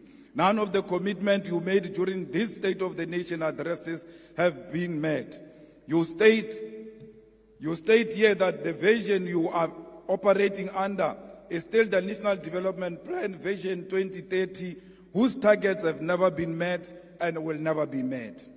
The NDP had targeted to create a certain number of jobs, but joblessness has increased. The NDP target was to reduce unemployment by 14% in 2020, but today unemployment is 32.9% and more than 12 million people are jobless. Even if you meet the target tomorrow of achieving 14% unemployment, the fact of the matter is you miss the target here. The NDP target was to reduce poverty from 39% by 2030, but poverty today is more than 50%. More people live on poverty under your presidency than any other period in the past 30 years. The NDP target was 10% of the GDP for infrastructure investment, but between 2010 and 2022, public sector infrastructure investment was not more than 5.8%. The NDP target was to grow the economy by an average of 5.4% for it to be practical to achieve any of the NDP goals. But in the past 10 years, the economy has not grown by more than 2%. Mr. President, yesterday you shocked all of us and will never recover from that shock. You said nothing about international relations while we are living in a world defined by shifting global balance of forces. The West, under the guidance and protection of the United States of America, is agitating for a world war, which will be defined by recolonization of the African continent and the global South. And you never said anything about that. There is an ongoing aggressive war by apartheid Israel over Palestine, and you never said anything about that because your coalition partners are all fanatics of a Zionist apartheid Israel. Shame on you that you said nothing about the genocide committed right in front of us because Olabaposo. You chose glory over the dying children and women of Palestine because you are scared to offend your coalition partners. President Mandela, a close friend of President Arafat, who you said we must celebrate yesterday, should be turning in his grave. The trade embargo against Cuba is still intact, and despite the fact that Cuba played a role in the struggle against apartheid, you never said anything about that. There is instability in the Democratic Republic of Congo, and South African soldiers are dying in that war, and you never said anything about that. There is a real threat of instability in the entire SADC region, and you never said anything about that. There is loss of life in South Sudan, but you had nothing to say about that. The BRICS Forum has been joined by additional countries such as Saudi Arabia, Ethiopia, Egypt, Argentina, Iran, and United Arab Emirates. And you never said anything about how South Africa should maximize these strategic relations to grow the economy. The North Atlantic Treaty Organization, NATO, is agitating for a world war through its admission of Ukraine into NATO alliance, and you never said anything about that. This is happening while South Africa has discovered strategic oil and gas natural resources, which in itself, Minister Mantashe, is a cause for global security. But your president said nothing about that. Even if the global balance of forces does not matter to you, there is nothing tangible you said about the high levels of crime happening in South Africa. In the past year, South Africa had more than 27,000 murder cases, and you never said anything about that. Are we being handed over to the imperialist takeover as South Africa? Mr. President, there are more than 300,000 students who have passed and attained their certificates, diplomas, and degrees, but all universities and universities of technology, huge amounts of money. We must cancel student debt and introduce free decolonized education now. You claim to have created 2 million jobs through your presidential employment stimulus, but there are no additional 2 million jobs that were created since you took office in 2018. And if you want to argue this point, go and argue with Stats SA. Another issue we need to highlight is that Kusile Power Station added an additional 800 megawatt into national grid 2 weeks ago. You never mentioned anything about that. Instead, you chose to mention 256 megawatt of unreliable energy by independent power producers, which was plugged into the grid in the Northwest Province. This is an evidence that in addition of selling fictional buffaloes at Palapala, you are also a salesperson for independent power producers. These independent power producers were at the center of why South Africa experienced perennial load shedding for years until 2 months before the elections. The land which our people desperately needed for human settlement, agriculture, public service and business was left in the hands of the oppressors.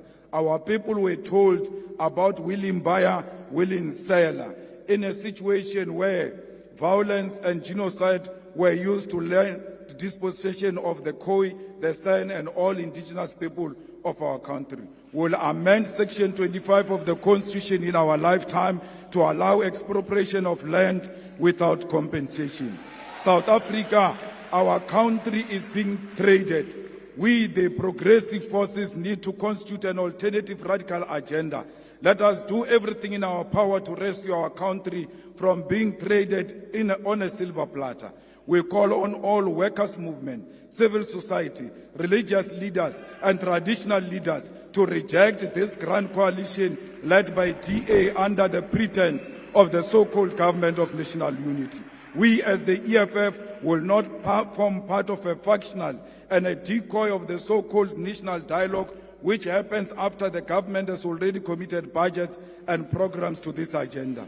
We are not in the business of talk shows. We are in an agenda to realize through economic emancipation of our people, and no matter what it takes, we will never associate with the collaborators and the sell-out agenda of the establishment.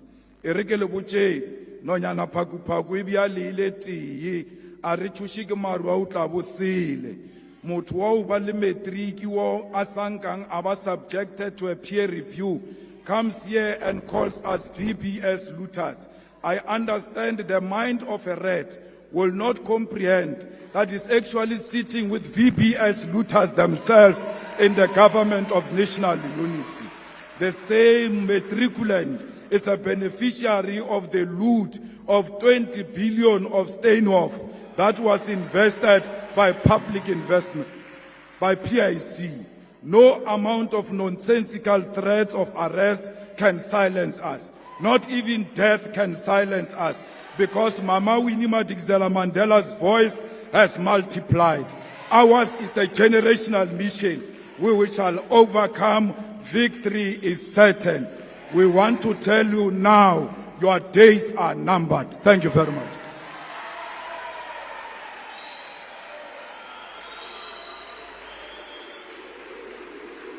Order, honorable members. I now call upon the Minister of Cooperative Governance and Traditional Affairs.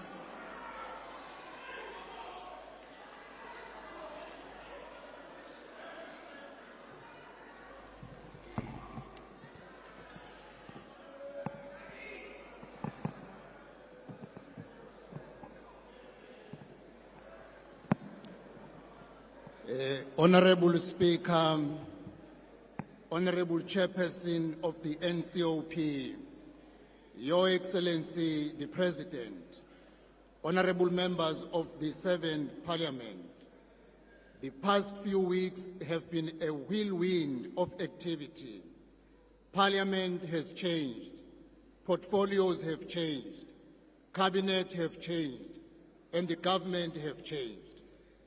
The people of South Africa who went to the polls on 29 May placed the future of our country for the next 5 years in the hands of a coalition government. Up front, I must declare that the IFP is committed in making the government of national unity stable and successful, for it is the result of the will of the people of South Africa.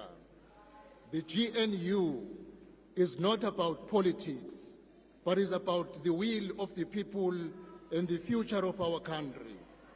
We campaigned and expressed our views to the electorate, but the electorate in response said, work together. Your Excellency, the IFP has been frank and honest about the state of our country and the needs of our people. For 29 years, the IFP, led by Prince Mangosuthu Buthelezi, remained in this house as a voice of reason, urging those in power to do the right thing. The late Prince Mangosuthu Buthelezi, whether he spoke as a leader of a constructive opposition or as a minister of cabinet or as an acting president of the Republic, he taught us in the IFP of the duty we have to speak loudly on behalf of the people. We will continue to play that role constructively in the GNU for the good of our country. The GNU is a bold and necessary step in the right direction. We have repositioned South Africa to embark on a journey of rebuilding herself and the future of our generation and the generations to come. The real work of changing the lived reality of every South African must proceed with utmost haste. The change that voters demanded needs to be practically seen, felt, and experienced in the next few months. The IFP welcomes the plan laid out yesterday evening by the President in pressing the reset button and opening a new chapter for our country under a collective wisdom, skills, and capabilities of leaders who chose to work together for the sake of the people of South Africa. The IFP welcomes the position taken by the President about a review of the municipal funding model to ensure that municipalities can become fully functional. This will mark a turning point in our history's 30-year history. As we build on the foundations laid, let us build with new energy. The IFP believes that the local government is a critical sphere of government to impact the lasting development and change in the lives of the people of South Africa. It is for this reason that COGTA's budget speech this week was themed, open quote, every municipality must work, close quote. As the Minister of COGTA, I am determined to see all municipalities receive the administrative, technical, and financial support needed to become viable, able to deliver, and able to maintain the infrastructure, because that is what is mandated to do. I also thank the President for his commitment to appoint the political champions of the district development model to fast-track the one-plan solution. With the DDM institutionalized, champions working tirelessly, and COGTA playing its role, we will ensure that every municipality works. Because traditional and cohesion leaders are key role players in a stable democracy, the IFP will champion the interest and deepen the working in partnership with the traditional and cohesion leaders. Honorable members, climate change has placed us in a challenging times. Disasters are happening in rapid succession, necessitating a new approach to disaster management that is proactive, less bureaucratic, and timeous. The IFP is committed to the continued development of a new approach in dealing with disaster management. This week, I undertook assessment visits to areas in the Cape Metro and KwaZulu-Natal where communities have been devastated by floods and fires. Our deepest condolences remain with all who have lost loved ones in these disasters. As the Line Foundation Minister for Disaster Management, I gained clear insight from these victims into the needed interventions, enabling us to engage with communities, with multiple departments, putting together solutions. The government of national unity Minister, can you please must be revealed as a responsive, empowering force for good. It must work as the IFP has always done, hand in hand with the people. The IFP is committed to a national dialogue to address social cohesion, landlessness, and the growing gap between the rich and the poor. We are committed in creating a stable GNU that is responsive and delivers. This is the commitment of the IFP to the people of South Africa. I thank you. Thank you.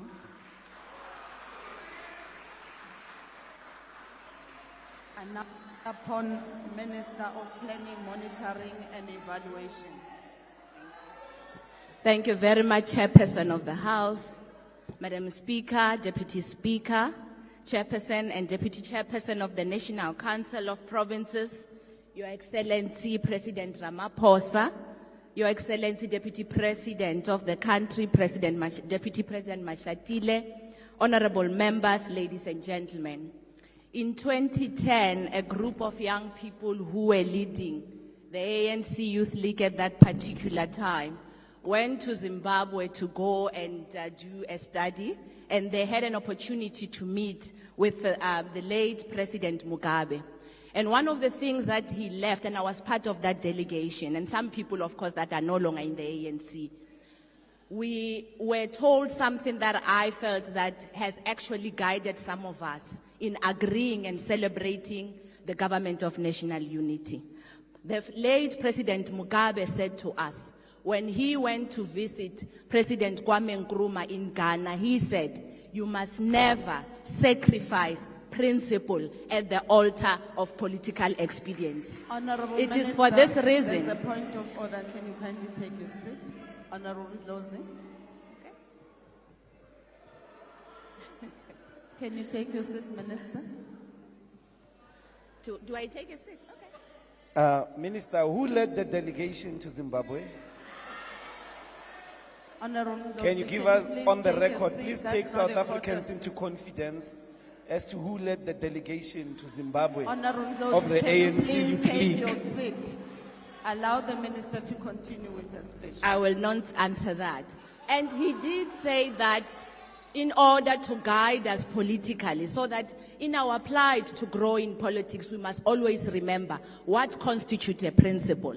In this regard, Excellency, Mr. President Ramaphosa, I would like to congratulate the members of the GNU because they did put their political differences aside, came together to build a government that would then now take South Africa forward. They forgot whatever it is that they believed against each other and said that, what do we need to do to serve South Africa? What do we need to do to ensure that South Africa move forward and we do respect the electorate that put us where we are? So congratulations, Mr. President. Congratulations to the members of the GNU, because in most cases, GNUs are constituted over a long period. With ourselves, it was constituted within a month. So for that, I would like to say you did very well. You stick to principle, and that's what needs to guide us and make us move forward. Honorable members, in April 2024, 30 years of democracy was actually celebrated. We did that by commemorating this milestone when the President launched a 30-year review report on the 8th of May 2024, and that report represents the government's assessment of progress made from 1994 to date. The review was based on a set of 13 thematic goals that were identified by the National Development Plan, and these priorities were actually also done in the 6th administration. On the 30-year review and social transformation, the orientation of the public service has shifted from serving the minority to serving all sections of the population. Consequently, in 2022, the number of households by access or had access to electricity, piped water, sanitation, and that one has increased in 80%.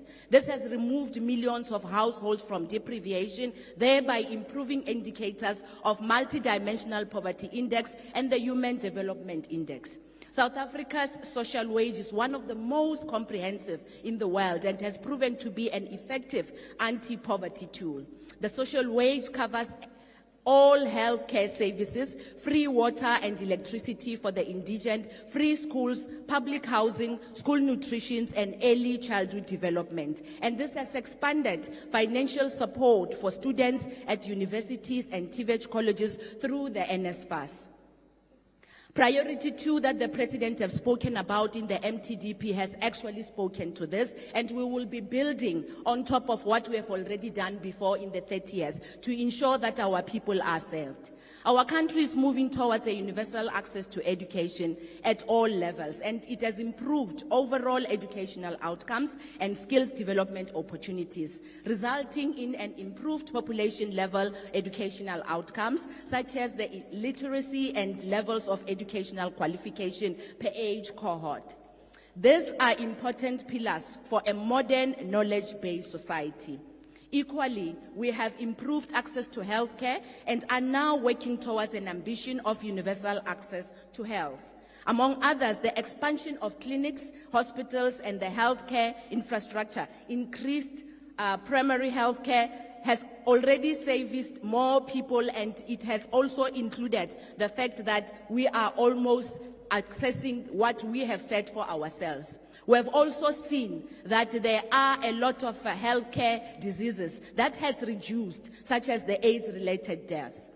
The National Development Plan remains our lodestar, and the long-term plan as adopted by Parliament in 2012. Its goals are the eradication of poverty, reduce inequality, and reduce unemployment. The 10-year review of the NDP highlighted that Insufficient progress has been made, but also proposed corrective actions for the remaining 6 years of this implementation. It is for this reason that in this MTDP of 2024 to 2029, which is the 7th administration, we will concentrate on making sure that we move the needle as it relates to the priorities of the NDP.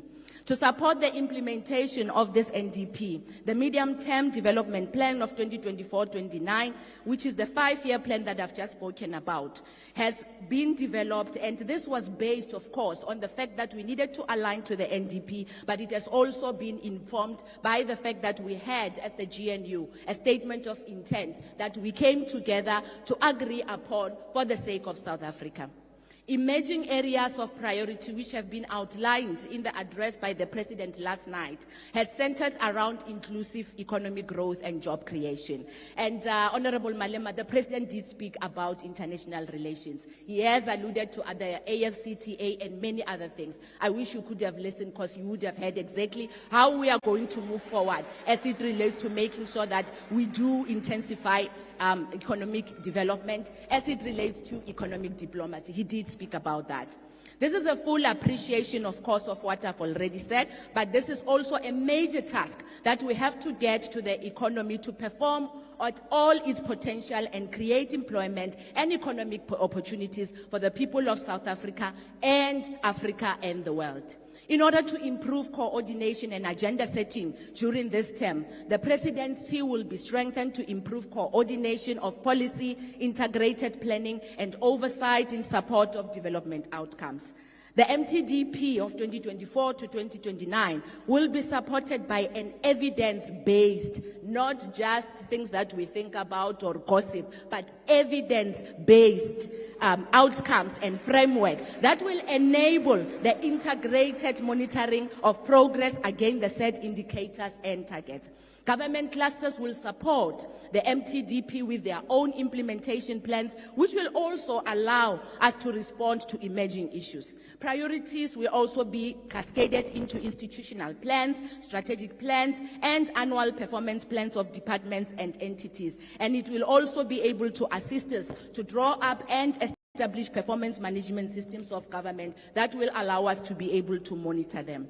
There is a greater focus on accelerating implementation, supported by the applications of relevant monitoring and evaluation tools. As it relates to DDM, the DDM is designed, of course, as we all know, to address problems with service delivery by allowing all spheres of government to work together in a more effective and coordinated way. This is intended to assist municipalities, just like the Minister of Cognitive said here, to better plan, budget, and also implement programs and to ensure that work of municipalities is managed. We are planning to make sure that we do strengthen DDM so that we can better monitor and evaluate the performance of government in all spheres of government. Given the governance and performance of SAEs, as the President has said yesterday, the President in 2020 established a presidential SOE Council to reform, reposition, and revitalize state-owned enterprises. And it did that to be able to ensure that we do have state enterprises that are effective and are also used as an instrument of economic transformation and development. The PSC, or the PSEC, noted the critical development role of SOEs and recognized serious deficiencies in the South African model and functioning of SOEs. As a result, it has then now been able to come up with recommendations that said that we needed to strengthen our SOEs, and as a result, it has recommended that we needed to ensure that we create, as the President has said yesterday, a centralized model that will allow us to strengthen our SOEs and ensure that whatever it is that they do not... Minister, can you kindly wrap up? Okay, thank you so much. Let me just close by saying that there is a lot that this government has done. So as a result, we've got a lot that we are going to build on. It doesn't help that we keep on talking about new things, but it helps that we build on what we have already established. As a result, what we will be doing will be to strengthen, but also to improve and ensure that whatever it is that we are doing grows better and also grows to other people, so that if we have been able to do something for 10% in this 7th administration, we'll definitely make sure that we do it for 100%. Thank you very much. Thank you very much, Honourable Minister. I now call upon the Minister of Sports, Arts and Culture.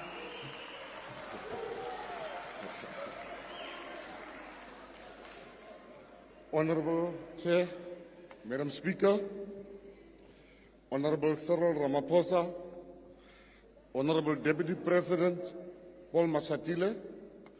President, let me thank you for making sure that what our people were fighting for during the election, that it found expression in the plans of the GNU. There is now, we have the Sovereign Wealth Fund. We're speaking about the issue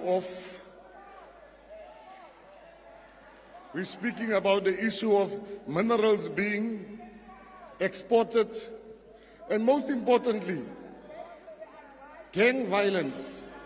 You have listened to us, President, and I would have been a sellout if I was sitting outside. My people walked in the rain, they did door to door for their issues to be represented. Take your seat. There's a point of order, Honourable Joseph.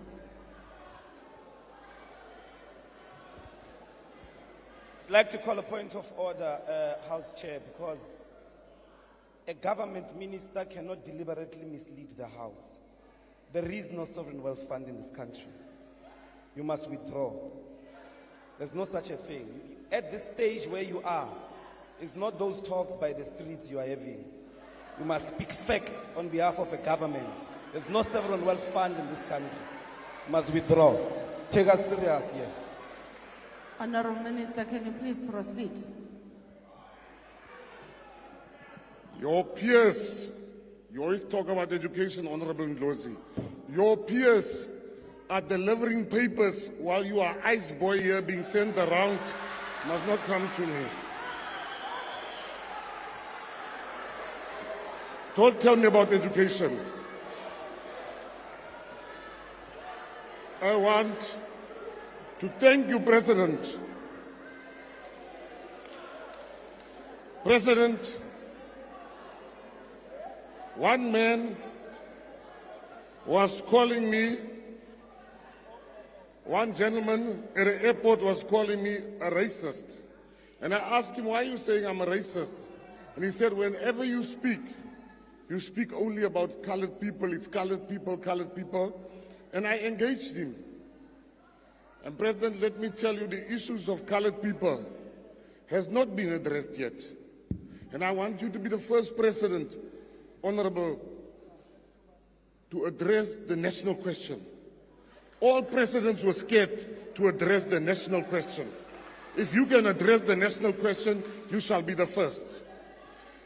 I want to tell the GNU, what we have achieved is remarkable. It is the best thing that could have happened to this country. South Africa is going to go forward together. The ones that want to remain, let them remain. The GNU, we are going forward. And I will tell you a secret. The only reason why they call us sellouts, because they are not on the GNU train. They bought the wrong ticket. President, I want to tell you, I salute you, because what you have done, you have put South Africa first. We've had many differences between us. You put that aside and you say, my differences with Mackenzie cannot stop me from taking a decision for the benefit of this country. And I want to salute you. I want to say to the Honorable Judge Klope.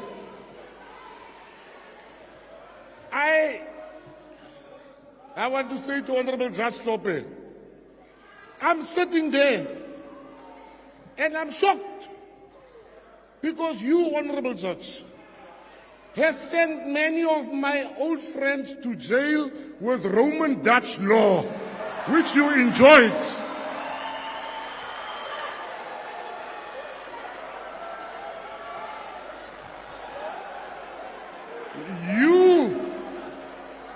While you were getting you talked about the blue lights. While you were getting the perks of the judge, being a judge, you never saw something wrong with blue light. You never saw something wrong with Roman Dutch law. Today, when you're no longer there, now you are seeing something wrong with Roman Dutch law. It cannot be. I'm going to pay for an appeal for everybody that has been sentenced by you, because you sentenced them with the wrong law according to you. Thank you very much, Honorable.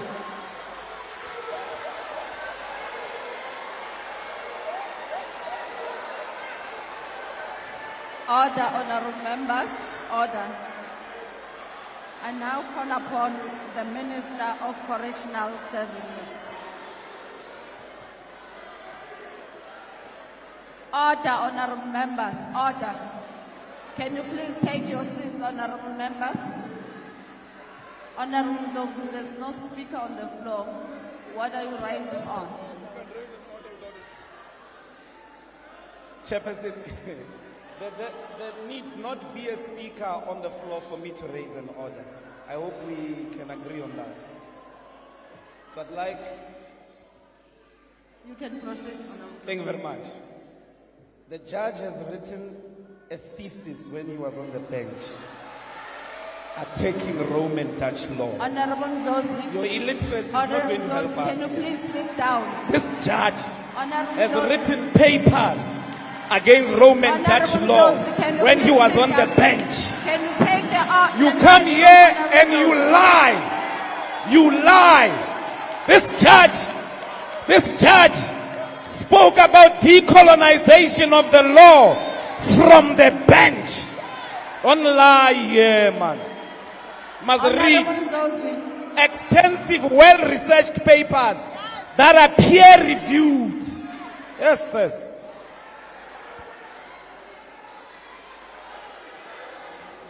And he didn't say anything about sports, about arts. He gets there. Honorable, what's going to happen about the arts? Honorable Ndlovu. Honorable members, can I bring it to the attention of the House? Members, please don't abuse your privilege or your right to raise a point of order. What we've just seen from Honorable Ndlovu is unbecoming, and therefore it will not be sustained in the House. Over to you, Honorable Minister.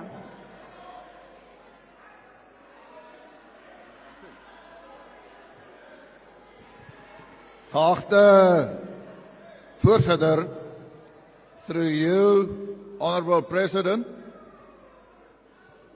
the slogan of the Freedom Front Plus in this last election was restore and build. Now, the question is, what must we restore and what must we build? Honorable Chair, to understand that, we must identify the problem. And we must be honest towards each other. We are living in a broken country. We have an economic growth of less than 1%. But Africa, the average economic growth is 3.7%. Honorable It means Minister, can there's you please a take problem. your seat? There's a hand at the back, Honorable Van Rooyen.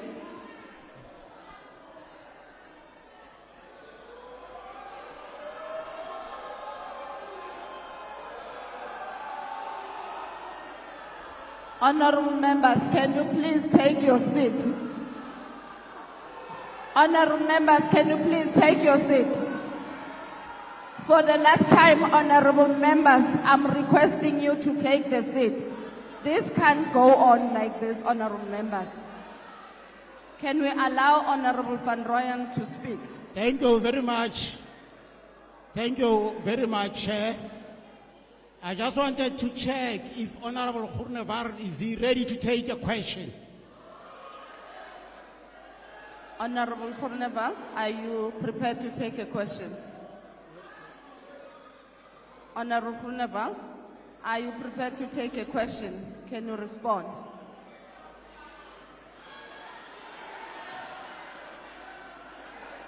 Honorable Groenewald. Agbare voorsitter, ek reageer nie op onsinnighede nie. I didn't hear the answer. I'm not wearing my interpreter. Thank you very much, Honorable Van Rooyen. You can take your seat. Honorable Groenewald, can you continue? Oh, I just wanted to check with him if he's ready to tell the nation who killed Chris Hani. Who killed Chris Hani? Honorable Van Rooyen, you are abusing your right to speak on the floor. Honorable Groenewald, please take your, the podium.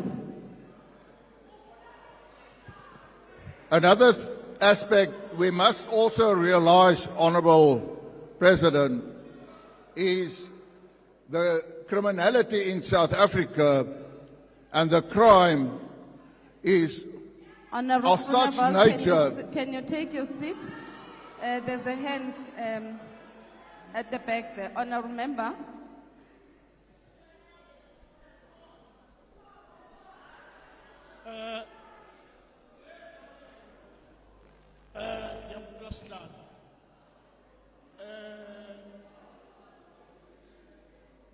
Francis Mshikilona from Mkanduli.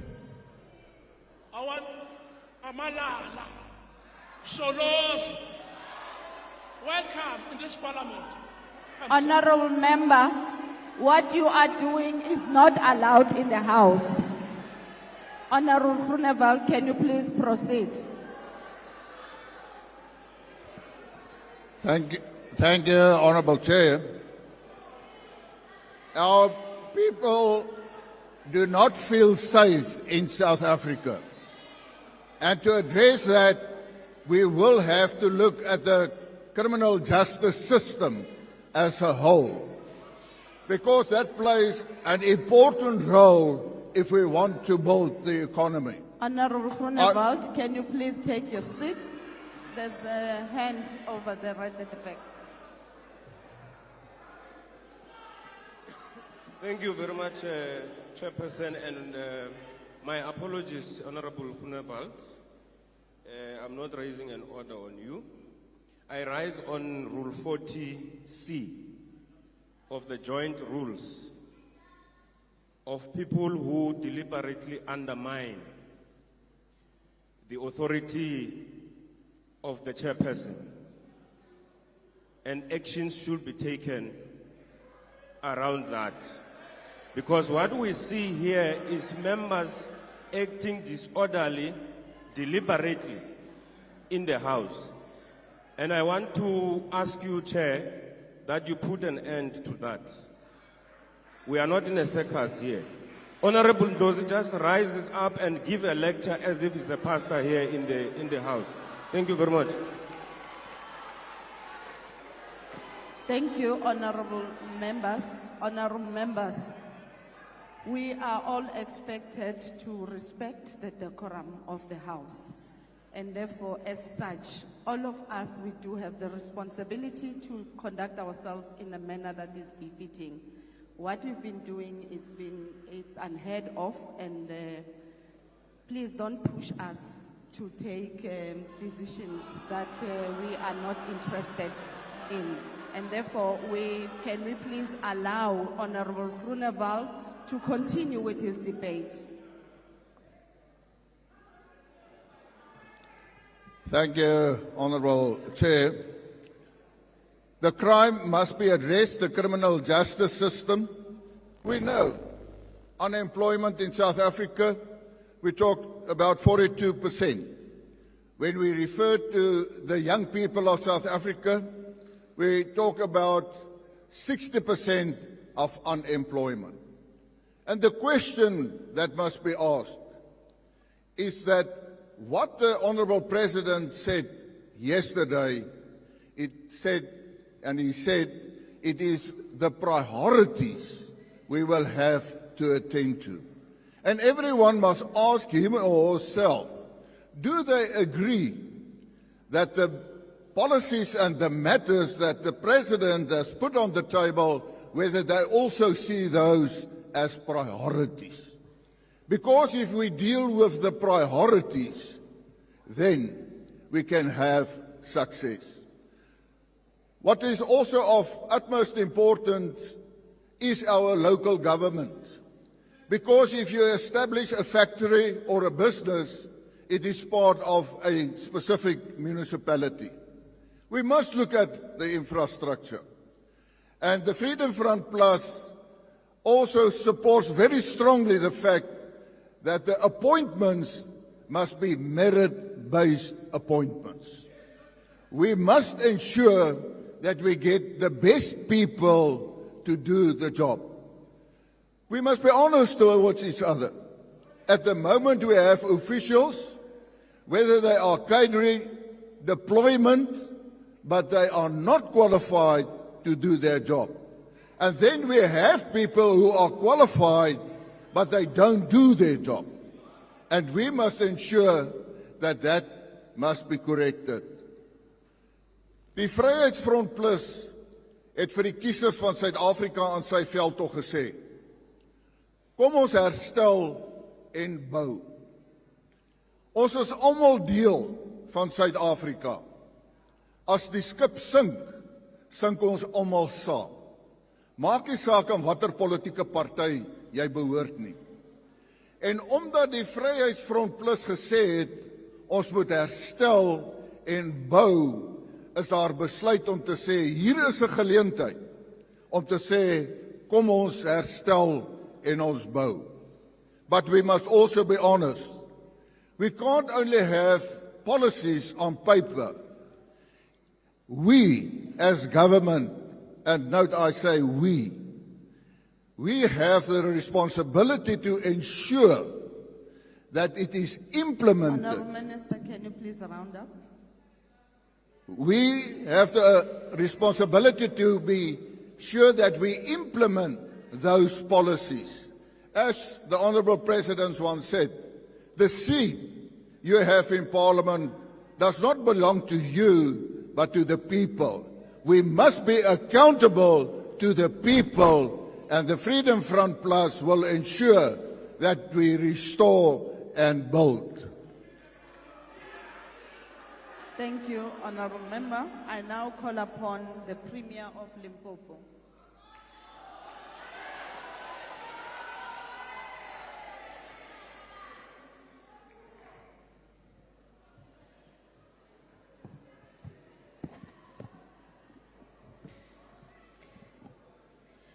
Honourable Madam Speaker, the Chair of National Council of Provinces, the President of the Republic of South Africa, Mr. Matamela Cyril Ramaphosa,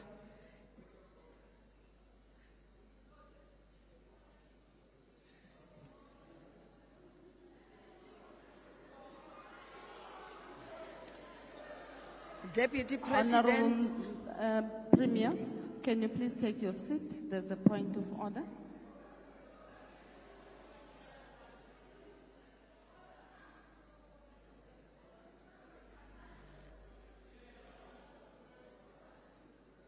Honourable Chair, we have a former statesman in the House.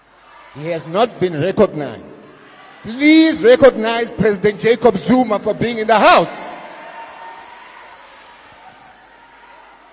Honourable Minister, can you please take the podium?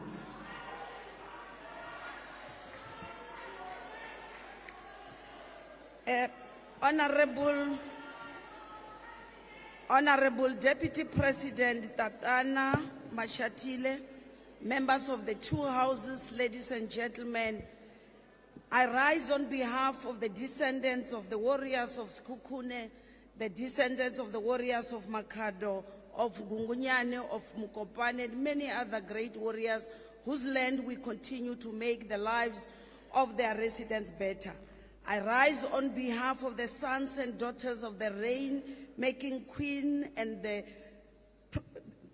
on the rain-making powers of Queen Mujaji to welcome and support the opening address by our President, Muatamela Zvibuya Ramaphosa. Vane vachi uposa miseve, yabo ya sala yo ima, ngeno ya veiwe vangwe ichiwela pasi, which has chartered a path that we shall follow as we grow this country together. I stand here, Madam Speaker, today on the shoulders of Me Charlotte Maxeke, on Me Stella Mabitse Skhwale, on Mam Lydia Ngwenya Komape, on Khoshikgadi Madinoga, and the pioneering spirit of Manchi Masimula.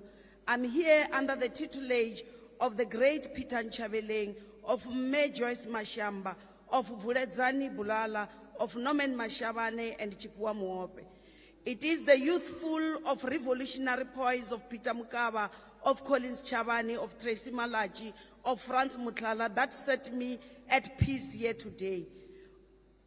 Pare Mutrupi, Elias Mal, Ramaliba, Lawrence Pukanuka, Mark Shope, and many other sons and daughters of Limpopo have fought to see where Limpopo is today.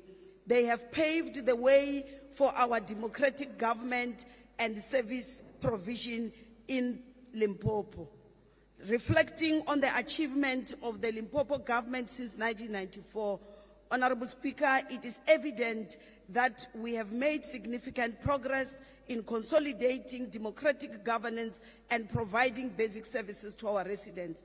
The people of Limpopo that we rise on their behalf have consistently shown their support for their democratic system, as evident by the recent election of the ANC as the ruling party, rejecting all those Honorable Hlope who disparately tried very hard along tribal lines, using our traditional leaders to try to divide our people. Hence, you saw the 74%.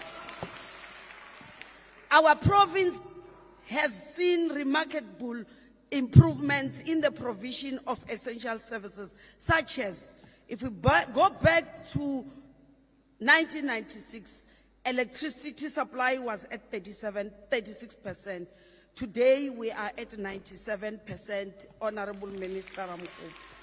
Access to piped water was at 33.5% in 1996. In 2010, we improved to 84%. And we know what happened, which resulted in dropping it to now at 69.1%. And we welcome, Mr. President, your pronouncement on making sure that the people of Limpopo, rural as they are, they deserve water because they also form part of the struggle of the liberation. Our rural communities must be provided with clean drinking water. Sanitation was at some stage in 1996 at 27%. Today we are at 63.1%. Our roads from 2,500 kilometers in 1994 that were tarred to today at 7,000 kilometers that have been either tarred or paved. Despite many challenges, these and many other developments have made Limpopo a great province that it is today. We have greatly enhanced the quality of life for our residents. Limpopo's economy has undergone significant transformation since 1994. Despite facing long challenges such as slow economic growth, unemployment and inequality, the province boasts a wealth of mineral resources, fertile agricultural land and tourist attraction that have contributed to its economic development. Mr. President, we are a rural province, and I must emphasize, and building an inclusive economy, which also drive rural economic transformation, is what we need currently the most. Our province has consistently demonstrated the ability to feed itself. Our people have already demonstrated beyond reasonable doubt that even without large tracts of farmland, they are farmers in their own right who can produce for their own livelihood. Recent statistics show that Limpopo is leading in food security. Its people can cultivate food for their own survival.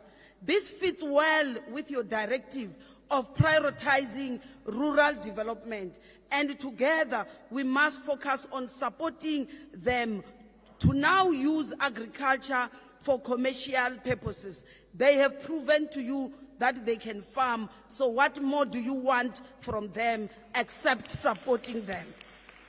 We have started engagement with businesses focusing on enhancing manufacturing capability, agro-processing and agricultural produce, and establishing mineral beneficiation capacity in Limpopo, with the aim of reducing the transportation of raw materials that could easily be processed in our province and thus create jobs.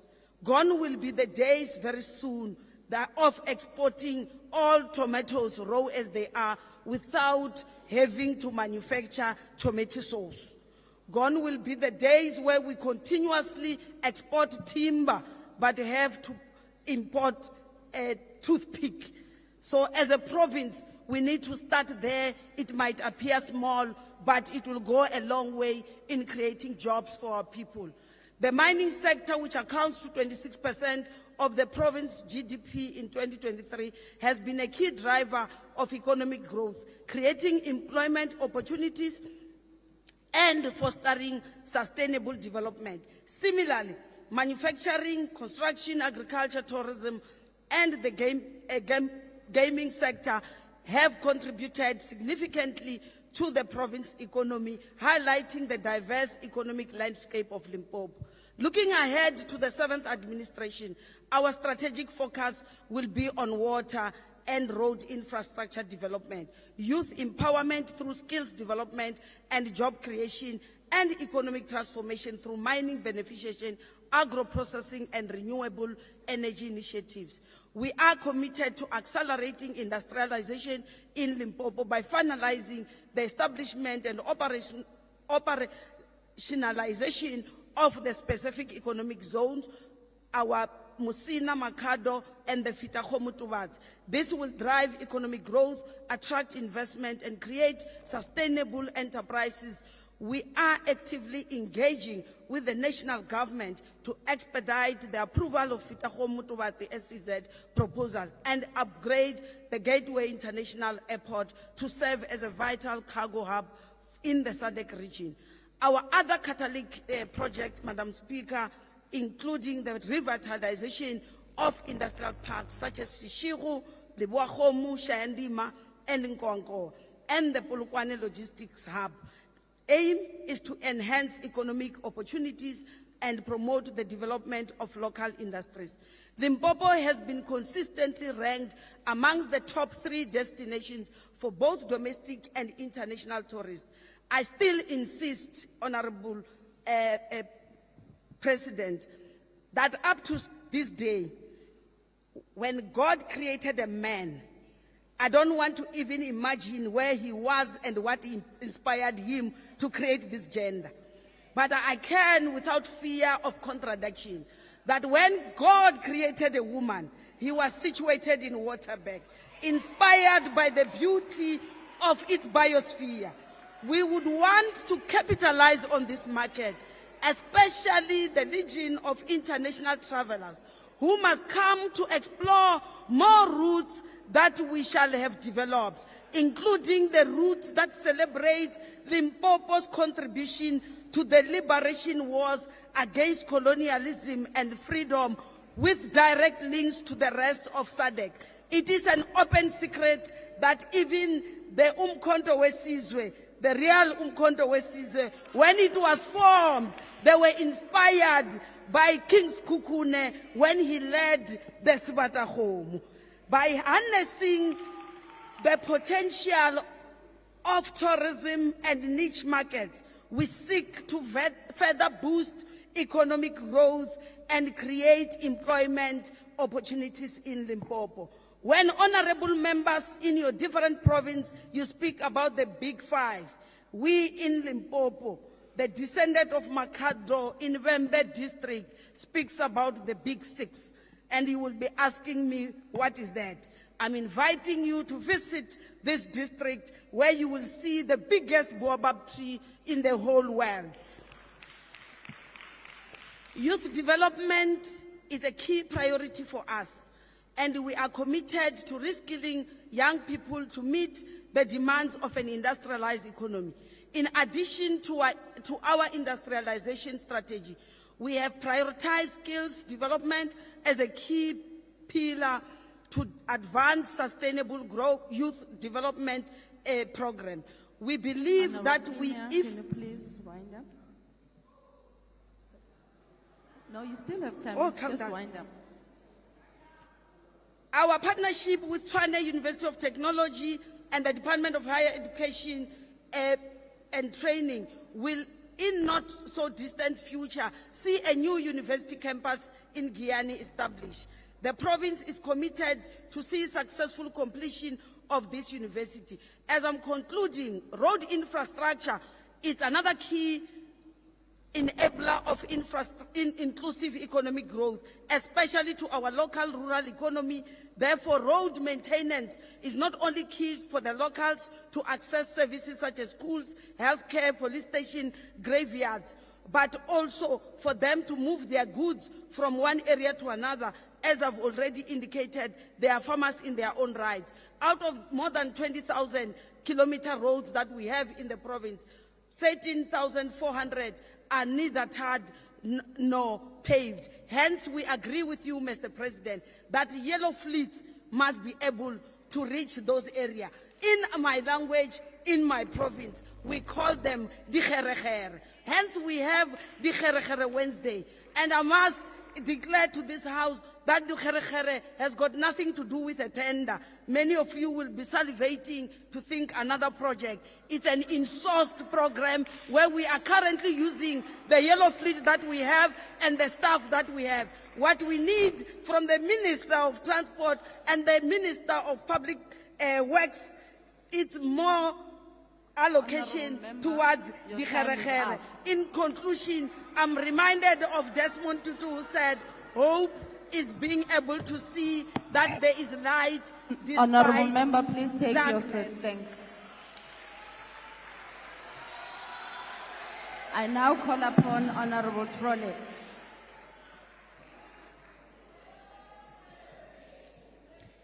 Honorable Chairperson, Honorable President, sadly, last night was a deja vu moment for myself and all too many South Africans.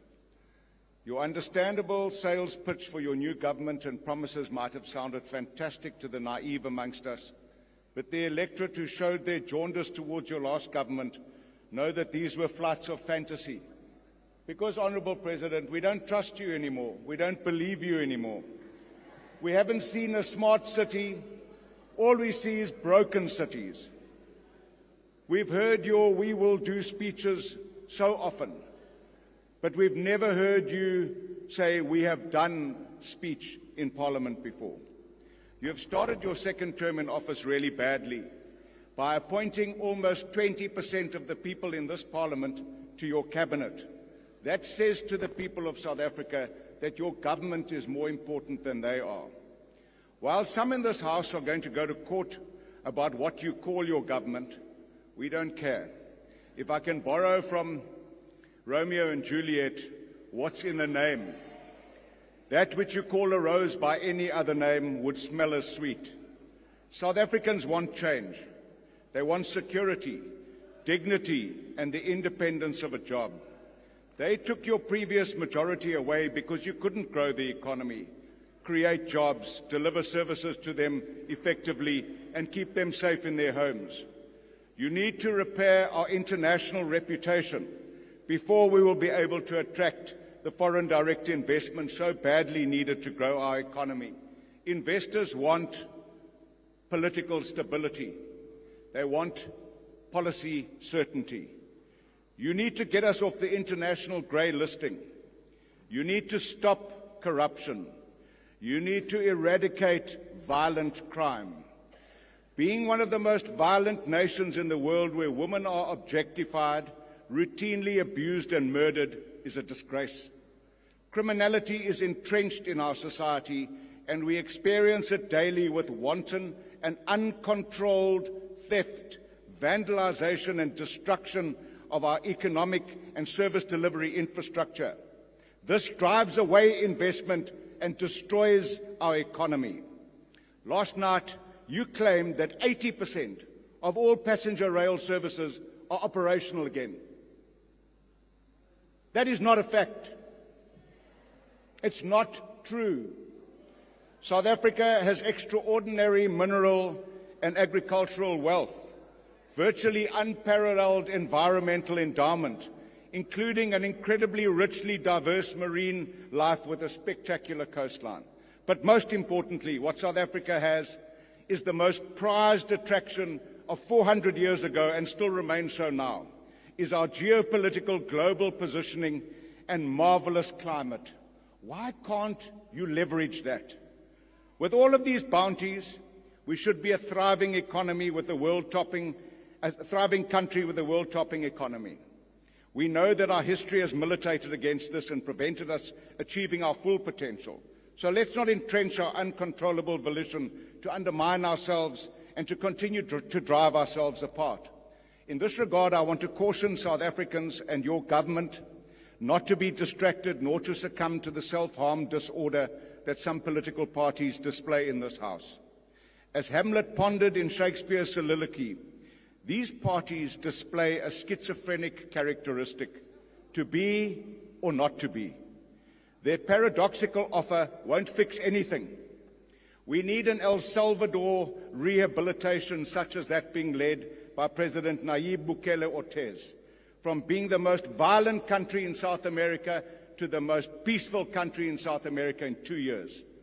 You need to stop crime. You need to stop corruption. You need to stop service delivery mafia by declaring war on those who perpetrate these crimes. In this regard, wind up, Honourable Member.